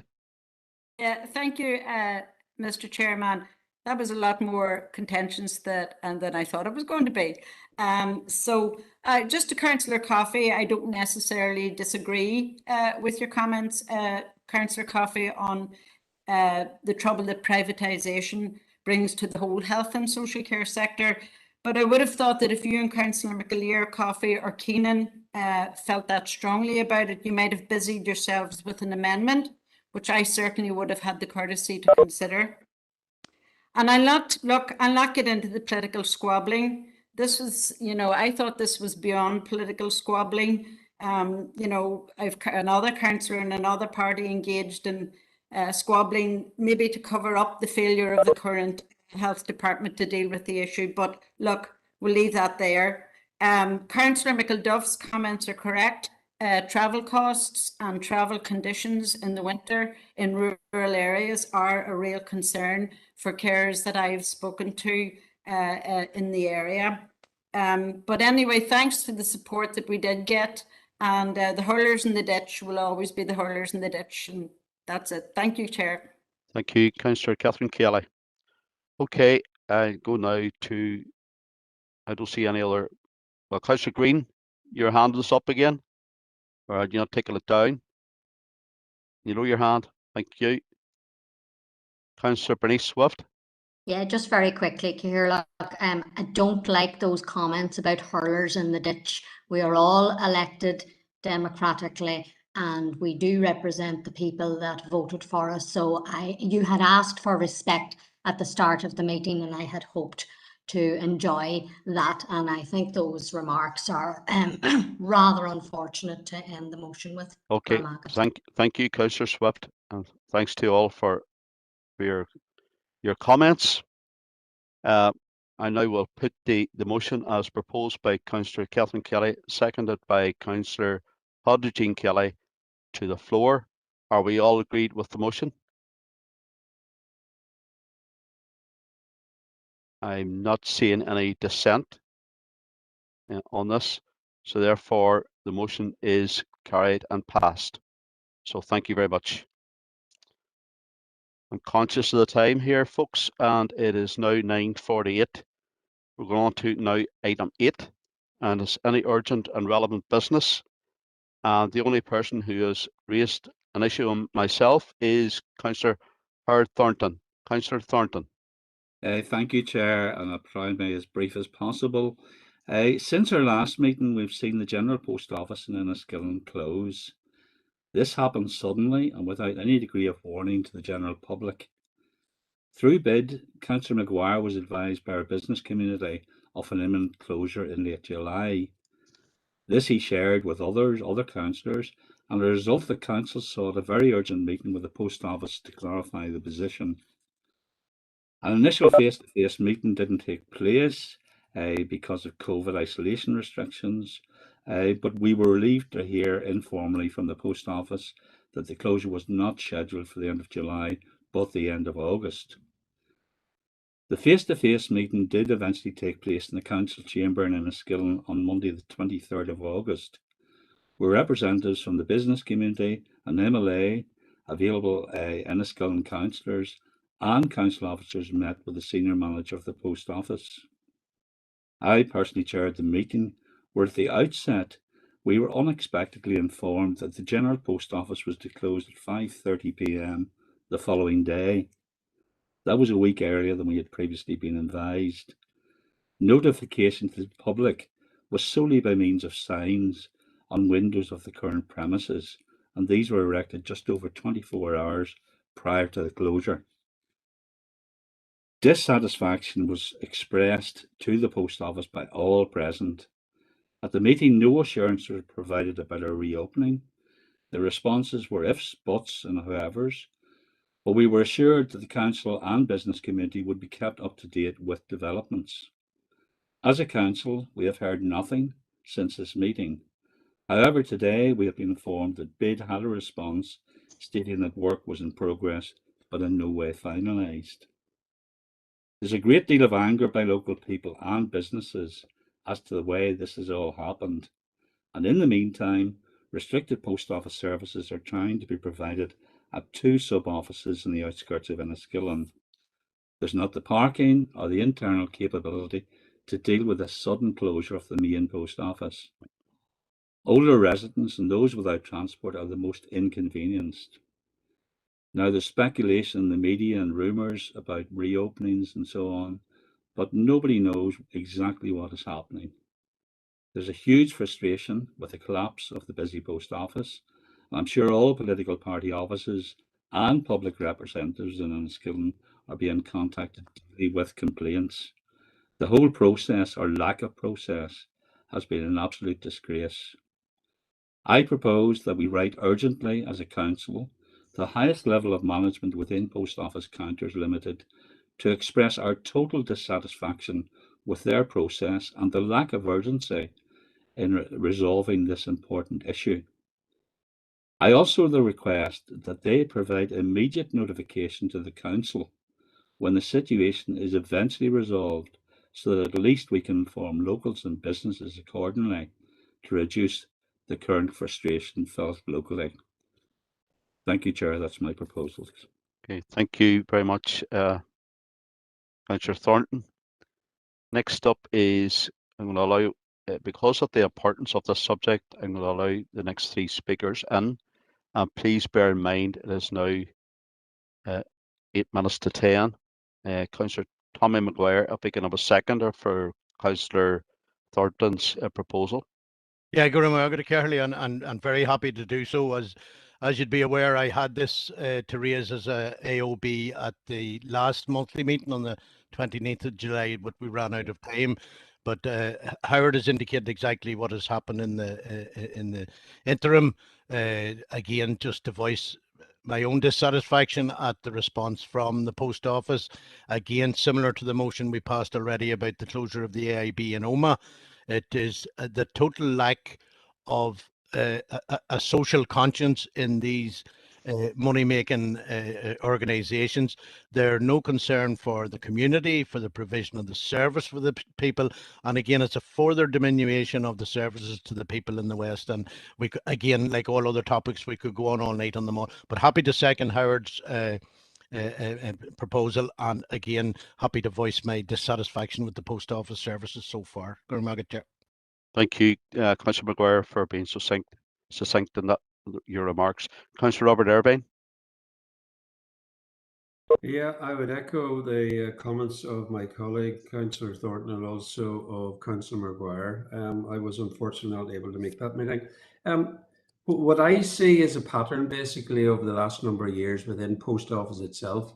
This is a very high profile issue that has come to fact, but the whole issue of Post Office provision throughout the country is a serious problem. And I think it's one that we need to give, because all we are doing is basically sweeping up after the event. And it's very much reminiscent of what the private sector in regard to the commercial banks are doing. But the post office is more than a private sector organisation, even though it is privately run. And therefore, I think we need a long-term strategy of engagement with them on this issue, firstly, but going on, because something like this will happen again very quickly, and all we're going to do as councillors is try and follow the act. So I would task our directors to maybe look at the issue and see if they have any strategy of engagement that we as a council and maybe our fellow councils in Northern Ireland could take up. So I'm just asking our directors to take that up. Thank you, Chair. Thank you, Councillor Irvine. And last speaker on this issue is Councillor Donald Coffey. Thank you, Chair, and I'm glad that this has been raised by my fellow Enniskillen councillors. It is obviously a disgraceful situation where Enniskillen, our county town, has lost its high street post office, where it seems to be some form of misinformation, and that people who often, a lot of people who need post office services, people receive benefits in the past through them, using mail, are left with nowhere easy to access in the middle of the town. And it's just absolutely genuinely scandalous that it's come to this. I agree with, I think it was Councillor, the Councillor just before me, Councillor there, has stated that there was this is related to like the profit interest. It was Councillor Irvine, sorry.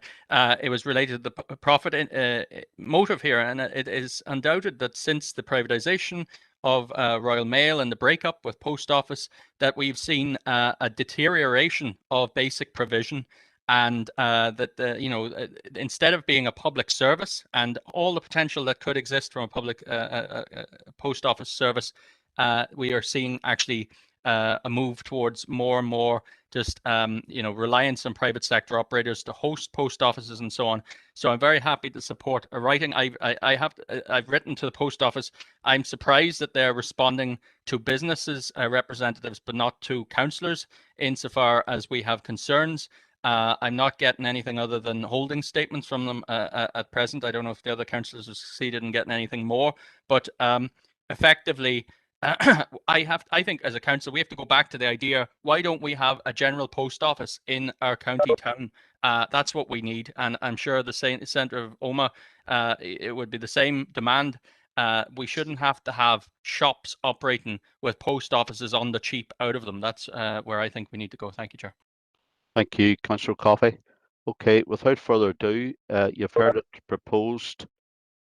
You've heard the comments, first of all, of Councillor Thornton, Councillor Maguire, and Councillor Irvine. Councillor Coffey has been proposed by Councillor Thornton and seconded by Councillor Maguire that we write to the post office at an appropriate level. And also, it's also been proposed that the directors look into this matter and maybe create a plan as the way forward. It's been proposed and seconded. Are we all agreed? Okay, no dissension. Thank you very much for that. Chief Executive, do you want to comment? No, happy enough. All right. Thank you very much for that. On to we have to go to committee now. Can we have a proposer and seconder to go to committee? Councillor Irvine. Councillor Irvine proposed, seconded by Councillor Martin. Councillor Robert Irvine proposed to come out, seconded by Councillor Tommy Maguire. All agreed.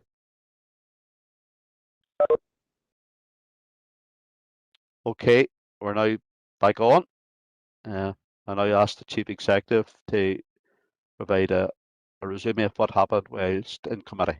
Thank you, Chair. While in committee, the Council confirmed and signed the confidential minutes of the Council meeting held on the 29th of July 2021, and there were no matters arising from those minutes. Members also received a brief update on a human resource matter, Chair. Thank you very much, Chief Executive.